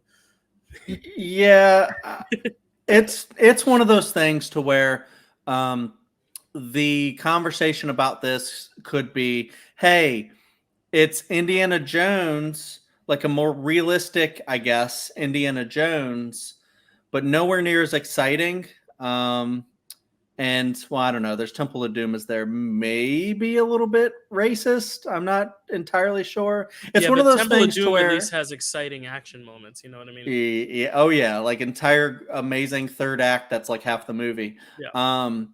But this one, because I know it's at the very beginning, it was we thank the country for its help in the production of this movie. Without it, this wouldn't have been made and stuff like that. And you were talking about the grand cinematography, and kind of wishing this just had been more of a documentary. But even still, I kind of watched this in a standard definition, I guess. So I don't think it's really been cleaned up that much on a Criterion. It hasn't been restored or anything yet. So no, it doesn't look as good now, but just in general ambition, it was more impressive to me. Where it's wow, they got these shots. Less so, these shots look good. You know what I mean? Yeah. And so this movie just. I was going into it very kind of stoked. I was this is an adventure film. and it feels like it's just a lot of like them planning on what to do. There's not that much like exciting action or anything that happens. Yeah. They just kind of, and like you said, like the characterization wasn't that great. The most kind of exciting thing was something that we kind of made up with me and my wife getting very excited when we both went like, you know what this guy looks like, Alan Quartermain? And we both said at the same time, Bruce Campbell. He looks exactly like Bruce Campbell. He does. So I'd love, now I kind of want, he's a little older now, but now I kind of want Bruce Campbell in like a big adventure, like Indiana Jones type movie. Well, I believe this one has been remade several times as well, and I don't think Bruce Campbell was. I think it was Patrick Swayze who did it in the remake, because they had done it in like the 40s, a very older version of it, or 37. Sorry, 1937. I believe it might have even been silent, and then they did this, and then they reimagined it with. They wanted Errol Flynn to do it in like this a one. Star is Born. It is very much like A Star is Born. Yeah. I need to see exactly who it was. King Solomon's Mines, 85. Yeah, so it was Sharon Stone and Richard Chamberlain. Oh wait, but there was also one from. It looks like another one from the 50s. Oh no, that's this one. Duh. Shit. I was like, oh, there's one from the 50s. I'm like, no, that's. It's almost like why would you make another one in the 80s when you're just like, we have Indiana Jones now, we don't need that shit. Right. We don't need So King Sharon Solomon Stone, anymore. Richard Or Chamberlain, Alan Quartermain. and oddly, John Rhys Davies is in that one, who is also in Indiana Jones. So very, very interesting. Yeah. So it wasn't Patrick Swayze. I don't know what I was thinking of, but there's probably movies like this with Patrick Swayze in it, like because it is so generic, and I don't think it's necessarily. I know there could be a talk about like the racism aspect. I don't necessarily think it's as racist. Nah, I honestly think they do a good job depicting the culture, and I think it's honestly worth saying how like this gave opportunities to like these people to be in a movie, which I think is cool. Like this is kind of a progressive element of it, but then again, like I'm praising the progressiveness of casting these people and having these people in the movie more so than I am saying it's entertaining. You know what I mean? Like. I admire King Solomon's Mines for what it did, for the amazing nature shots they were able to get, for trying to depict this African tribe very authentically and give respect to it, and to show kind of this history with the King Solomon's Mines meaning something historically. But there's no adventure in the adventure film. It's like it's not portrayed. It's like interesting in concept, not in execution, and I think that's the problem with the film. It's got some great elements that are worth praising, but it's never really something I want to watch as much as I want to just like talk about the history of it and why it's important at the time. It's just not as exciting, and it's a shame because, like you said, you think it's an adventure film. It's kind of the basis of Indiana Jones, at least inspired. The font itself is very similar to the font of Indiana Jones, but it's just not at all as exciting. And I think it's also because the mines themselves are a MacGuffin, but they don't really bring any actual like weight to the story the way like the Ark does in Raiders of the Lost Ark, or the Holy Grail does in Last Crusade. Like they have real important impacts, whereas here it's just something to find, and that's it. It's merely that, which I think holds it back. When the MacGuffin stands for something and has something to say, I think that's when the movies are better. Whereas this, it's not. Yeah, and it's just one of those things to where like it kind of takes a good while for any plot to actually kick in, and then when it does, it's just it still doesn't go really anywhere, and there's no really scenes that you could think of as exciting except for maybe the cheetah attacking her in a tent. Well, that's another thing. As an animal lover, I want to know what you think of the elephant scene, because that's very early on, and it's quite jarring to me when I watched it, because that's actual footage, it seems, of an elephant getting shot down and hunted. What are your thoughts on that? And yeah, I don't like it. I skipped past that entire scene. Gotcha. Okay. I saw the aftermath of it, but then we're gonna get there also when we talk about like Apocalypse Now, and stuff like that, where there's like realistic, or not realistic, but real animal murder in it and stuff. Is just trying to show like the authentic, like this is what a tribe might actually do and stuff. It's like I don't want to see it though. I don't care. I mean, I care, but it's one of those things to where like I would Right. love to be blissfully ignorant of that, because I can't do anything about it. But it's also like, I don't know, because when that happened, I was like, all right, maybe that'll at least play into the movie. I mean, I guess it kind of did when like he found like the jewel or whatever. You could find that, you could do that a different way. And then they tried to like make like a whole thing with his character where he's like, but he loves animals and he's very respectful of animals and he owns a monkey, and which never plays into the movie again. No. And then it's like he's killing animals like throughout the movie. And was it this movie where there was one point where they were like, why didn't you kill that animal? And then he goes, because it wasn't hurting anyone. If it was gonna hurt someone, I would have taken care of it. And then later he kills like an alligator. And then he shoots something to hunt. And I just don't know. I hate hunting personally. Like I know in some times like it has to be done because that's how people eat and stuff like that. But I don't know. I don't enjoy that stuff in movies anyway. So I just like kind of try to skip it or just ignore it or just like, let's get this part over with so I can get past. So no, I didn't enjoy any of that stuff. But I did want to touch on, and I think I wish it kind of like had played in more for his like character. Like, as far as like, no, I respect animals so much. And if that would have played in as far as like a character arc or something like that, then maybe it would have at least made the elephant thing a part of the story. But, I actually didn't know that was a real thing. So that's kind of very annoying. I assumed. I mean, it could have very well been like a stunt thing. But in the 50s, I just feel like that was actual legit. Maybe they had just footage of an elephant collapsing and they were just like using it.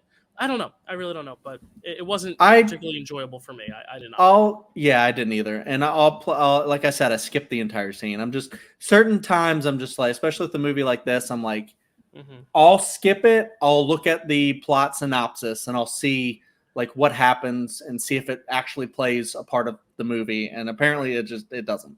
I did want to bring up because we touched on the whole racism thing, and myself, I couldn't actually tell if it was like being culturally insensitive or not, because it actually tries to like make a story of like the native people of the place with what they were filming and stuff like that. But I know there's like a history of like these adventure films, and like we even talked about, there is some like racism within our beloved like Indiana Jones franchise, with the Temple of Doom.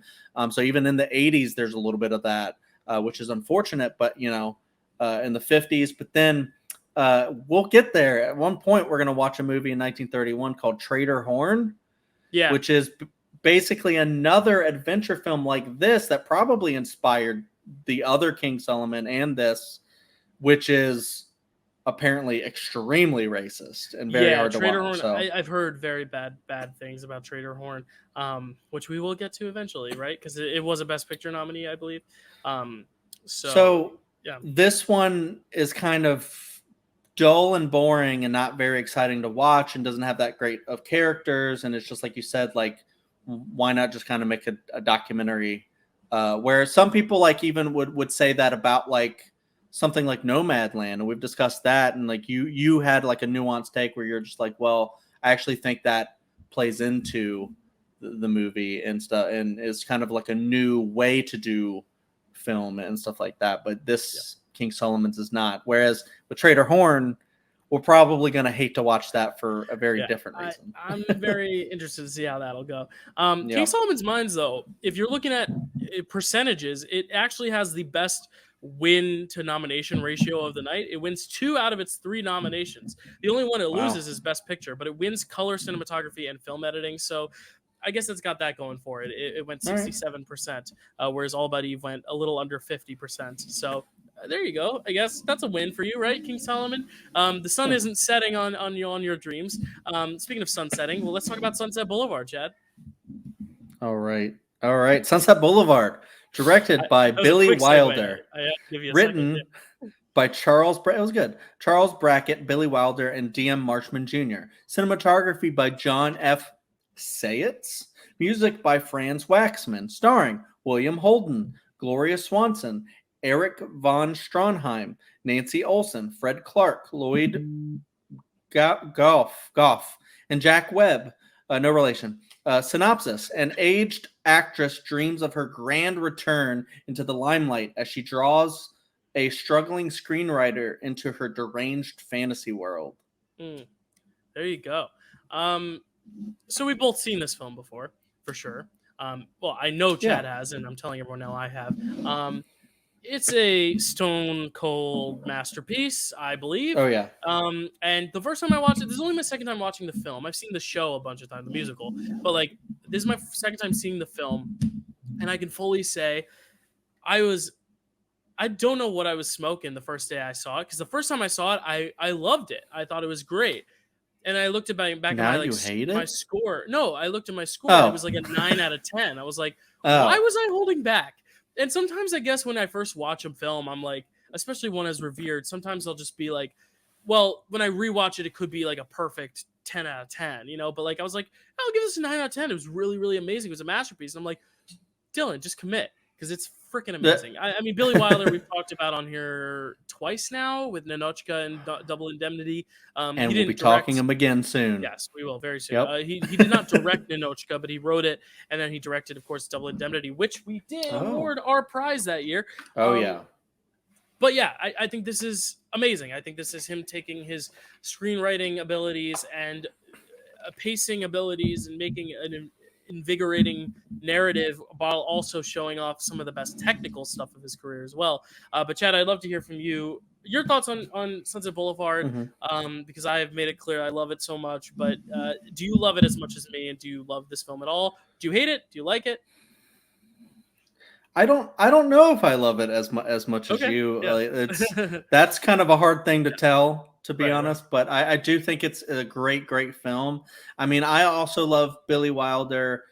He's one where every single time I know I'm about to watch a film of his, and we got 2 more, I think, after this that we are going to have to talk about eventually, and one very soon. I get very excited to watch it and talk about it because he's just one of the best filmmakers of all time, I think. So because he's definitely I was gonna say he's directed 2 best picture winners, The Apartment and Lost Weekend. So I think those are the 2, but we may talk about one more. I think maybe Witness for the Prosecution. No, that wasn't nominated. Never mind. All right. Okay. Carry on. Yeah. No worries. I just get really excited every time I get to watch a movie that's directed by him. I do love the style. It kind of feels like a little bit of a noir style with like the narration. And I like the structure that it does. Also, kind of like All About Eve that we mentioned, where it starts with the end, and then you got to see how they get there. And I think this is one of the big like kind of pioneers of like that example of how like spoil the movie, then tell us how you got there. And there's so many great instances like later on in films that you probably love, but like this is like, if not the first, it's one of like the things that popularized it, and people would probably call back. And not just that, but just like with All About Eve, there's just so many like great quotes. And when you watch this movie after knowing like, I'm ready for my close-up, Mr. DeMille, which there's actually a speaking of Better Call Saul, there is a part in Better Call Saul with an elderly woman coming down the stairs. Oh, that's amazing. In a different way than walking, coming down the stairs in a different way, going, I'm ready for my close-up, Mr. McGill. Because that's cool. That's Jimmy that's Saul's last name in the movie, real last name. Cool. So there's just a lot of people like throw callbacks to this movie because it is a classic. It is, I think, one of the greats. It did make the Sight and Sound, didn't it? Yes, I believe so. Right. Did it? I think it is, AFI. but it probably did. Yeah, but it's definitely it should be up there.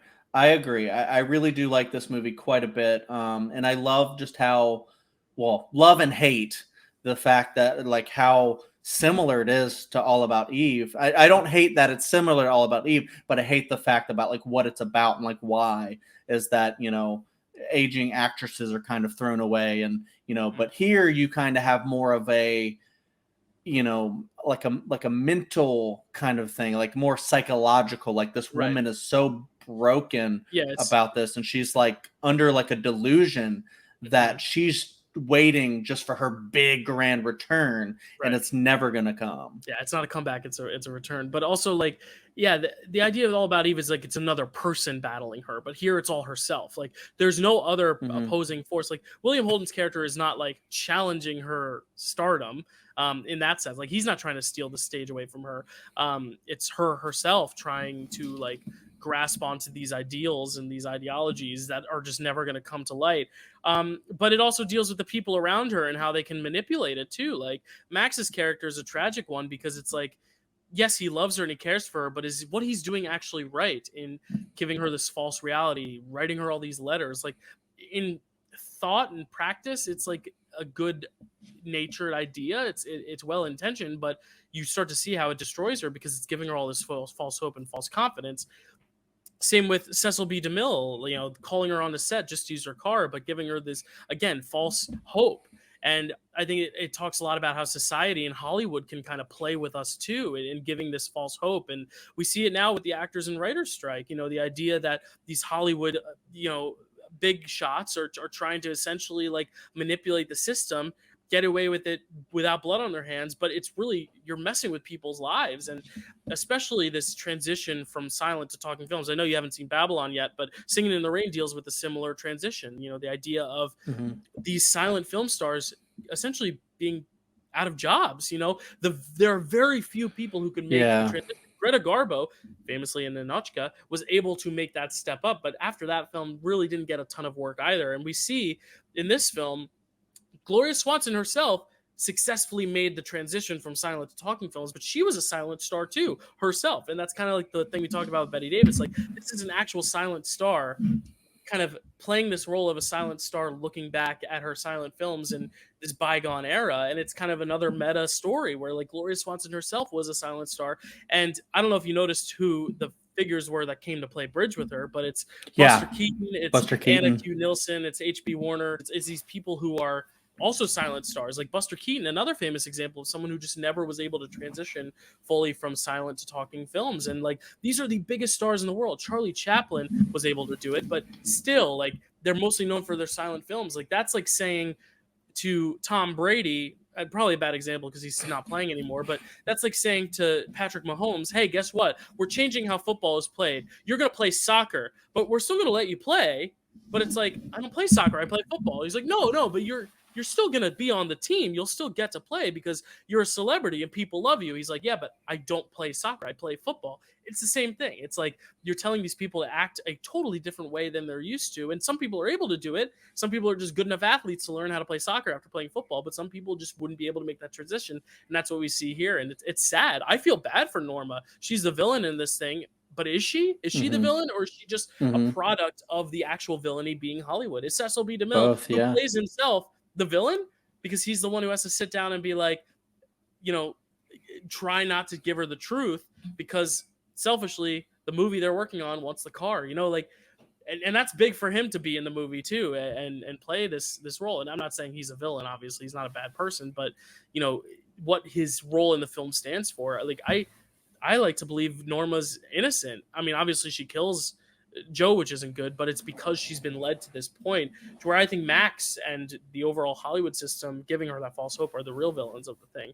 And that's what makes it so compelling, I think. It's the idea that at first watch, you may think Norma's the bad guy, but is she really, or has society just shaped her to be a certain way? I mean, the scene where he literally goes out for one night and then he comes back to find out she like slit her wrists in the bathroom. Like, that's obviously not someone who's doing okay.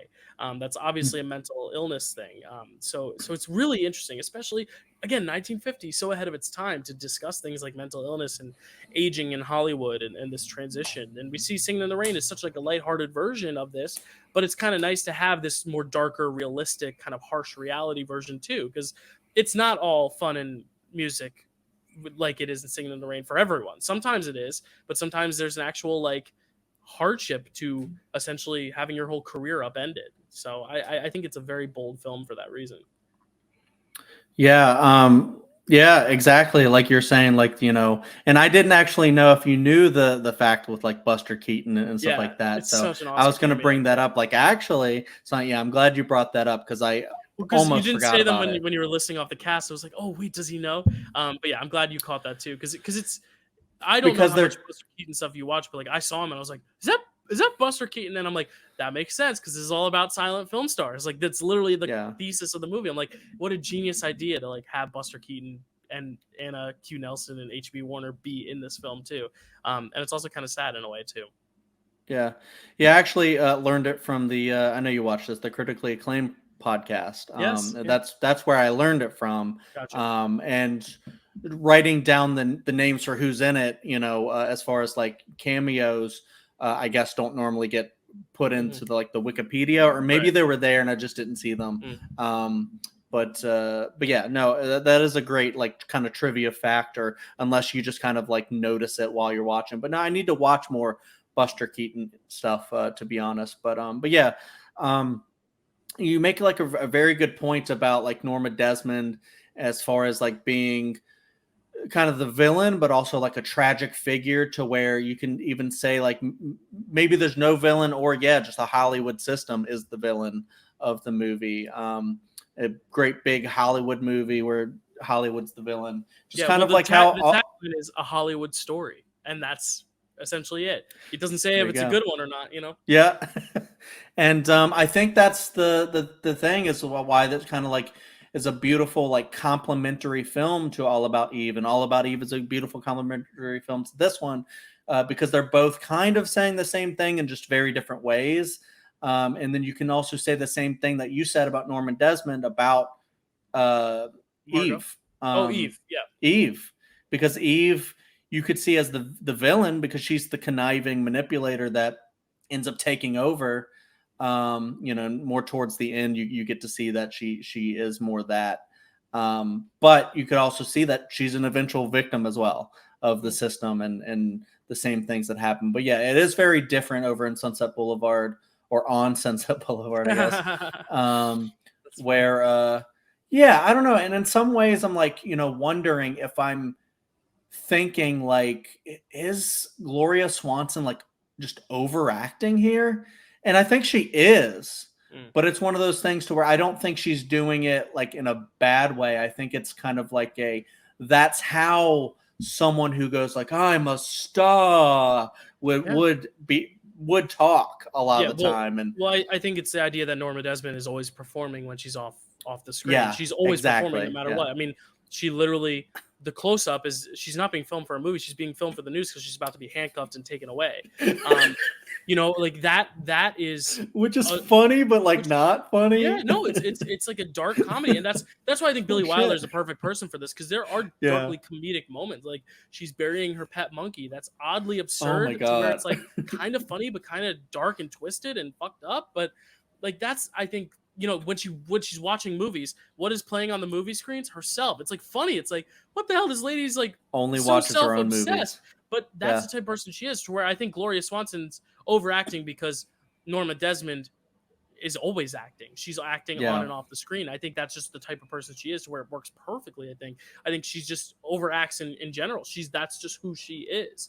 And I don't know if that's how Gloria Swanson is, or if that's how just this character is. I've actually never seen an interview of her outside of the Norma Desmond character, so I don't know if that's how close that is to reality, like Bette Davis is to Margot, but it could be just how Gloria Swanson is too. I don't want to put that out there though, because I don't know. But yeah, that would be really funny if you watched her interview and she's like, "I loved playing Norma Desmond." You're like, "Oh, she's just like that." Eric von Stroheim too, also a silent film star. So like, I like how this film is like criticizing that transition while also like giving opportunities to silent film stars, Gloria Swanson, Eric, and then also the Buster Keaton cameos. Like they're all it's almost kind of like a last hurrah for this bygone era, like before we transition. Because the 50s, this is 1950. This is before this next wave of filmmaking. Like this is the end of the 40s into the 50s. This is when color is starting to take over black and white. So we're really seeing this being almost a transitionary piece, like All About Eve is. It's like kind of passing it on to a new generation, maybe in villainous means. Same as this one too, kind of looking at, you know, this kind of passing of time and torches, you know. And like I was talking about with her performance, like even like when, you know, she does Charlie Chaplin at one point, which I thought was like really, really funny, because it shows like, you know, that she has so much range as like an actor and stuff. So it's kind of sad that like nobody wants her around. Like when, you know, she gets the grand callback to go and star in the next picture.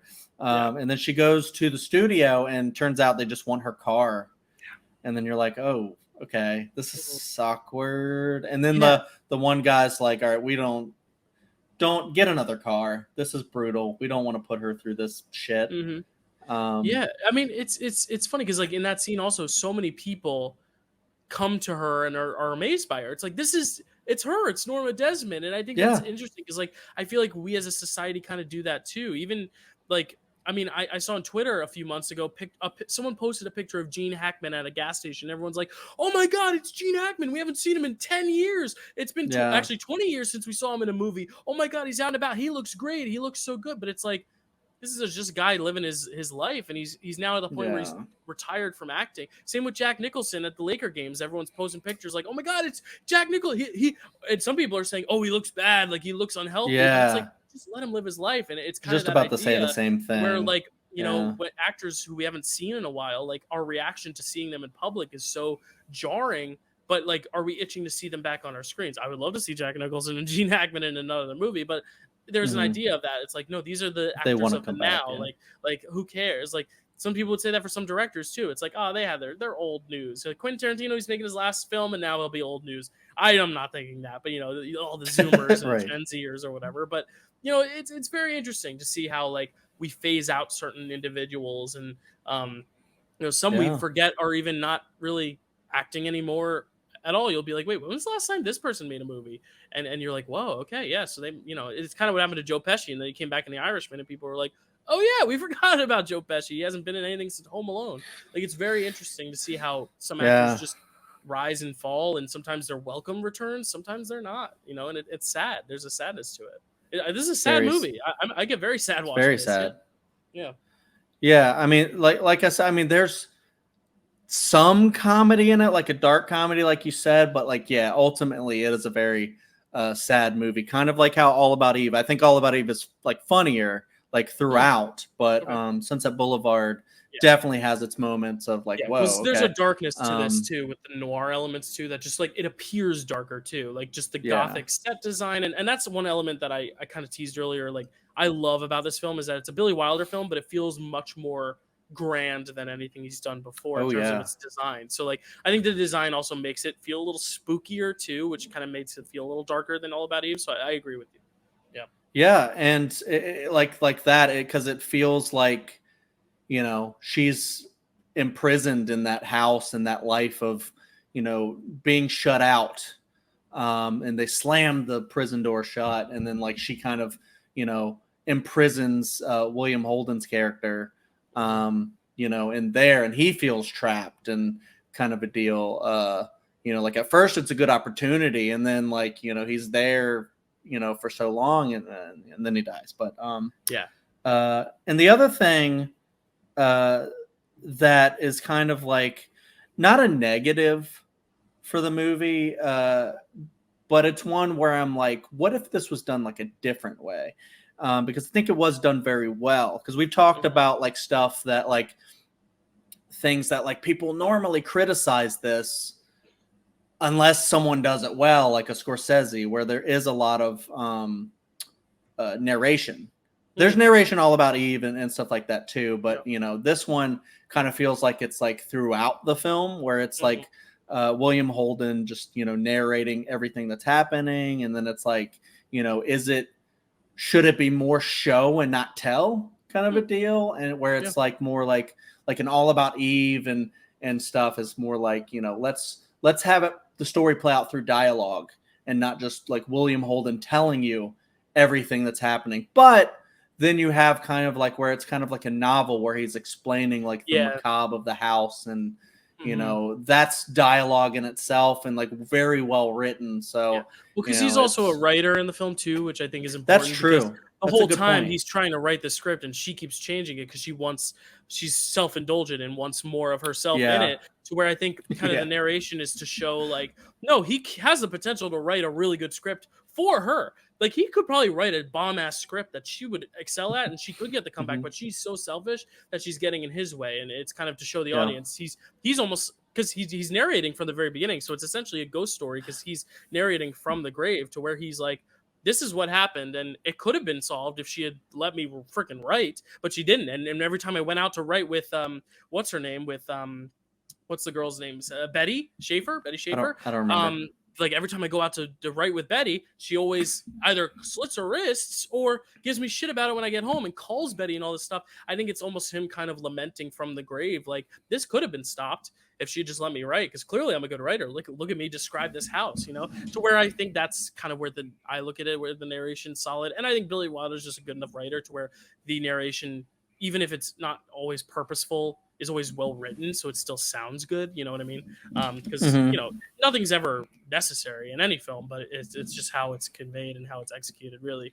But what were you going to say, Chad? You were going to say something along the lines of that? Yeah, I was actually going to say that this movie, though, actually kind of reminds me of something now, where it's the same, not the same exactly, but it's very similar to another movie and another story that would be written later by Stephen King, Misery. Oh, I've never seen Misery. Is this a similar... Have you seen or read Misery? No. So all I'll say is Misery is about a woman who kidnaps her favorite author because the book series that he writes that she loves, he wrote something like he did something with the character that she did not like. So she wanted to force him to change it in a new book. Go. So I'm like, I'm sitting there like Stephen King was totally watching Sunset Boulevard when he thought, oh yeah, I got an idea. Right. Great book, great movie. Check that out as well if you love Sunset Boulevard. Like I've seen the clips because it's Kathy Bates is amazing in it. But very similar idea. So just an all-time classic. I think in a year definitely of classics, this stands out. Sunset Boulevard, not only for 11 Oscars, only wins 3. It wins Best Story and Screenplay. So I guess there's back then there wasn't original and adapted screenplay. Original was like story and screenplay because it was like you had to create the story as well. And then the adapted screenplay was just called screenplay because it's like you're not making the story up, but you're putting it to a screenplay. So this was essentially the original screenplay of the year. So story and screenplay. It also got best score, best art direction, obviously, and then nominated for best picture, best director for Billy Wilder, best actor for William Holden, best actress for Gloria Swanson, best supporting actor for Eric von Stroheim, best supporting actress for Nancy Olson, best black and white cinematography, and best film editing. So now it's time to edit together our lists and share with each other what our ranking is. I feel like they'll be pretty similar. I feel like we're on the same page about all these movies, really. We don't have any division. It's just a matter of where we rank them. So, Chad, why don't you take it away? What is going to be, let me get my whiteboard out. What is going to be your number 5, Chad? My number 5 is King Solomon's Mines. Mine as well. Surprised? Very. What is your number 4? My number 4 is Father of the Bride. That is also my number 4. Let's see if we can keep this going. What's your number 3, Chad? I think we might have the same number 3, but I think our 1 and 2 might differ a little bit. Born Yesterday is my number 3. It was honestly close to being my number 2, but I did put Born Yesterday at number 3 as well. So what is your number 2, actually, Chad? Sunset Boulevard. All right, this is where we differ. My number 2 is All About Eve, which means your number 1 is All About Eve. And my number 1 is Sunset Boulevard, which means for the first time in a while, actually, I believe since Chicago 2 Towers, maybe, we got a coin flip, baby. So, Chad, you're going to always call it. Would you like, heads or tails? Tails. Siri? Oh, I have to turn it on. Not now. Siri, flip a coin. All right, I'm fine with that actually. All right, so Hey, you know what? hey, Mine won Best Picture.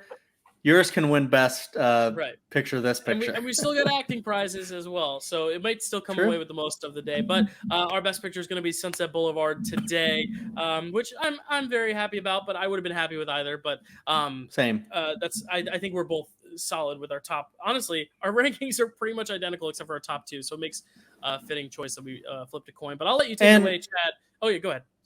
well, I was gonna say my 1 and 2 are kind of 1A, 1B kind Right. of a deal. They're Yeah. so great. Yeah. Whereas like I think Sunset Boulevard is like my clear number one, whereas like All About Even Born Yesterday were like my 2A, 2B, to where like I can Interesting. Okay. interchange those. But I love all those top three. I mean, like we made it clear, I think, here that both of us think those top three are very much above the other two. I Oh think yeah, personally. Born Yesterday was So fantastic. Yeah, yeah, much better than Father of the Bride and King Solomon's Mines. Okay, so Chad, take it away with your best actor for this slate. I think it's a little harder than actress for sure, it but is. maybe because there's less options, maybe it's an easier pick. I don't know. Maybe it's because for me it was harder to pick an actress, pick one, because there were so many. But who's going to be your best actor pick? I actually had another one written down that I don't know if you might actually pick, but I'm gonna go with one that I considered and then I threw away, and then I was like, you know what? I think I am just gonna pick this guy. I'm gonna go George Sanders from All Damn it, About that was Eve. mine. Yep, good pick. Okay, Tell us okay. about it. Yeah, and the reason being is because like he's not like the main character of the movie, but he is in like so much of the movie. But he is kind of like this like you know I don't know, conniving, I guess, like critic. Like he's got like this like kind of snarky, sarcastic wit about him. I guess it's like kind of like a classic like refined Britishman kind of deal, where he's always like making these like little remarks, like you have a point, an idiotic one, but a point nonetheless. Kind of a deal. He's talking to Marilyn Monroe, and then I just love the. Yeah, just the way he talks. He is the critic, so he feels like a very kind of like snooty critic, and the way he would do his reviews would be like, very, yeah. And I don't know, but I also think he adds so much of like the comedy in the movie. And he serves as the narrator, so I feel like he is the voice of the movie just as much as the actresses are. Even though they're clearly the stars of the movie. But yeah, I think he's like an unsung hero of All About Eve. Love him. Yeah, he was my pick. Again, the actor field is a little smaller, but I went with someone who I didn't think I would end up settling on, but I really think, given also how much I like their movie, I think they really stand out in that movie. I'm going Spencer Tracy for Father of the Bride. I think I he's hoped just you would.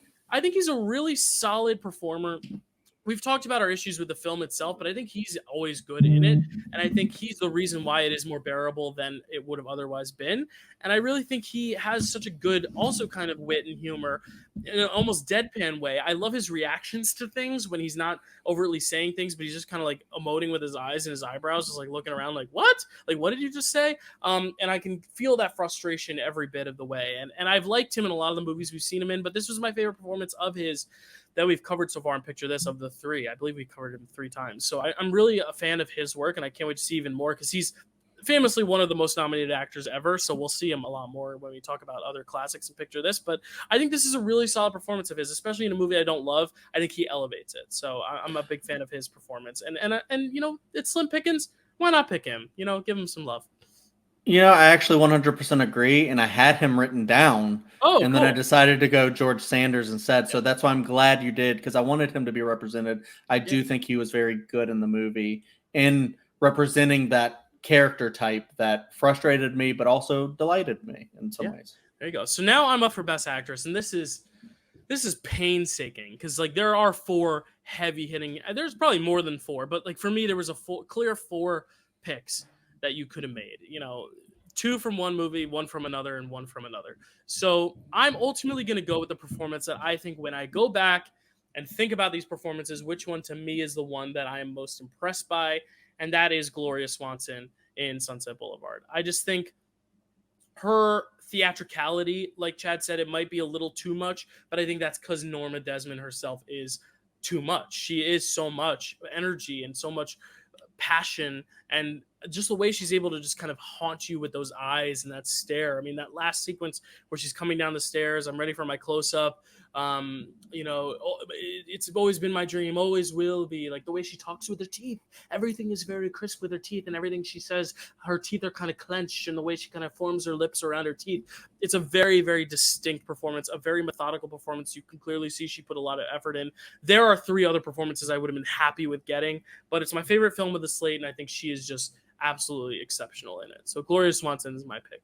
Chad, I left you still with a tough task. So who would you like to pick as your best actress? I'm gonna go with Anne Baxter. Nice. That was my backup. If I had to have a backup, I know I didn't have to, but she would be my second pick.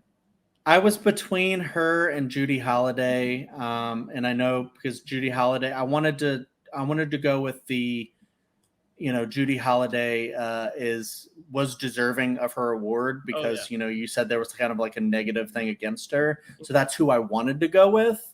But also, I'm just sitting there thinking, like, I also wanted to go with Anne Baxter because she's just so incredible in that movie. I just think it's kind of undeniable.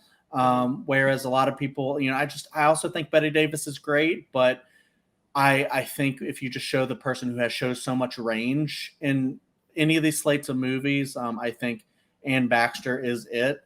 Where she starts off as one thing and she grows into the big character change, and it's so like dramatic. But she also kind of shows it like evolving throughout the film and stuff like that. And I just think it's like really such a phenomenal performance. When she actually like turns it on and she is that like, of course I did the thing, and of course I'm going to be a big star and stuff like that. And I don't know, like showing her going from the I would like to meet Margot Channing, please, kind of a deal, to being what she would become. It's just so dramatic, and I don't know. I think she's the best of the slate, but I also, Gloria Swanson is so good too. So, especially when she does that Charlie Chaplin thing. If we could do a 4-way tie between Judy Holliday, Anne Baxter, Bette Davis, and Gloria Swanson, we would. I would love that. And even Celeste Holm and Thelma Ritter, Nancy Olson. I mean, there's so many good women in this slate, performance-wise. So we are unfortunately only able to settle on 2, but they are 2 amazing performances. So just to recap, Chad's best actor, George Sanders, for All About Eve. My best actor, Spencer Tracy, for Father of the Bride. Chad's best actress, Anne Baxter, for All About Eve. And my best actress, Gloria Swanson, for Sunset Boulevard. And our best picture, although it was a tie, we did flip a coin to get a definitive winner, and it is going to be Sunset Boulevard. And I will say the full title instead of abbreviating it to Blvd. But there you go. I mean, a baller year for some heavy-hitting films, some of the greatest of all time. Now we're going to go even further back. We're itching for the classics. And there was a movie that famously almost won Best Picture this year that a lot of people, as they were watching the Oscar ceremony, were going, wait, is this going to win Best Picture? But it didn't. But it's a remake of a film that did win Best Picture, and that is All Quiet on the Western Front. So we're going to go all the way back to 1929 and 1930, because that was back when they did films from 29 and 30.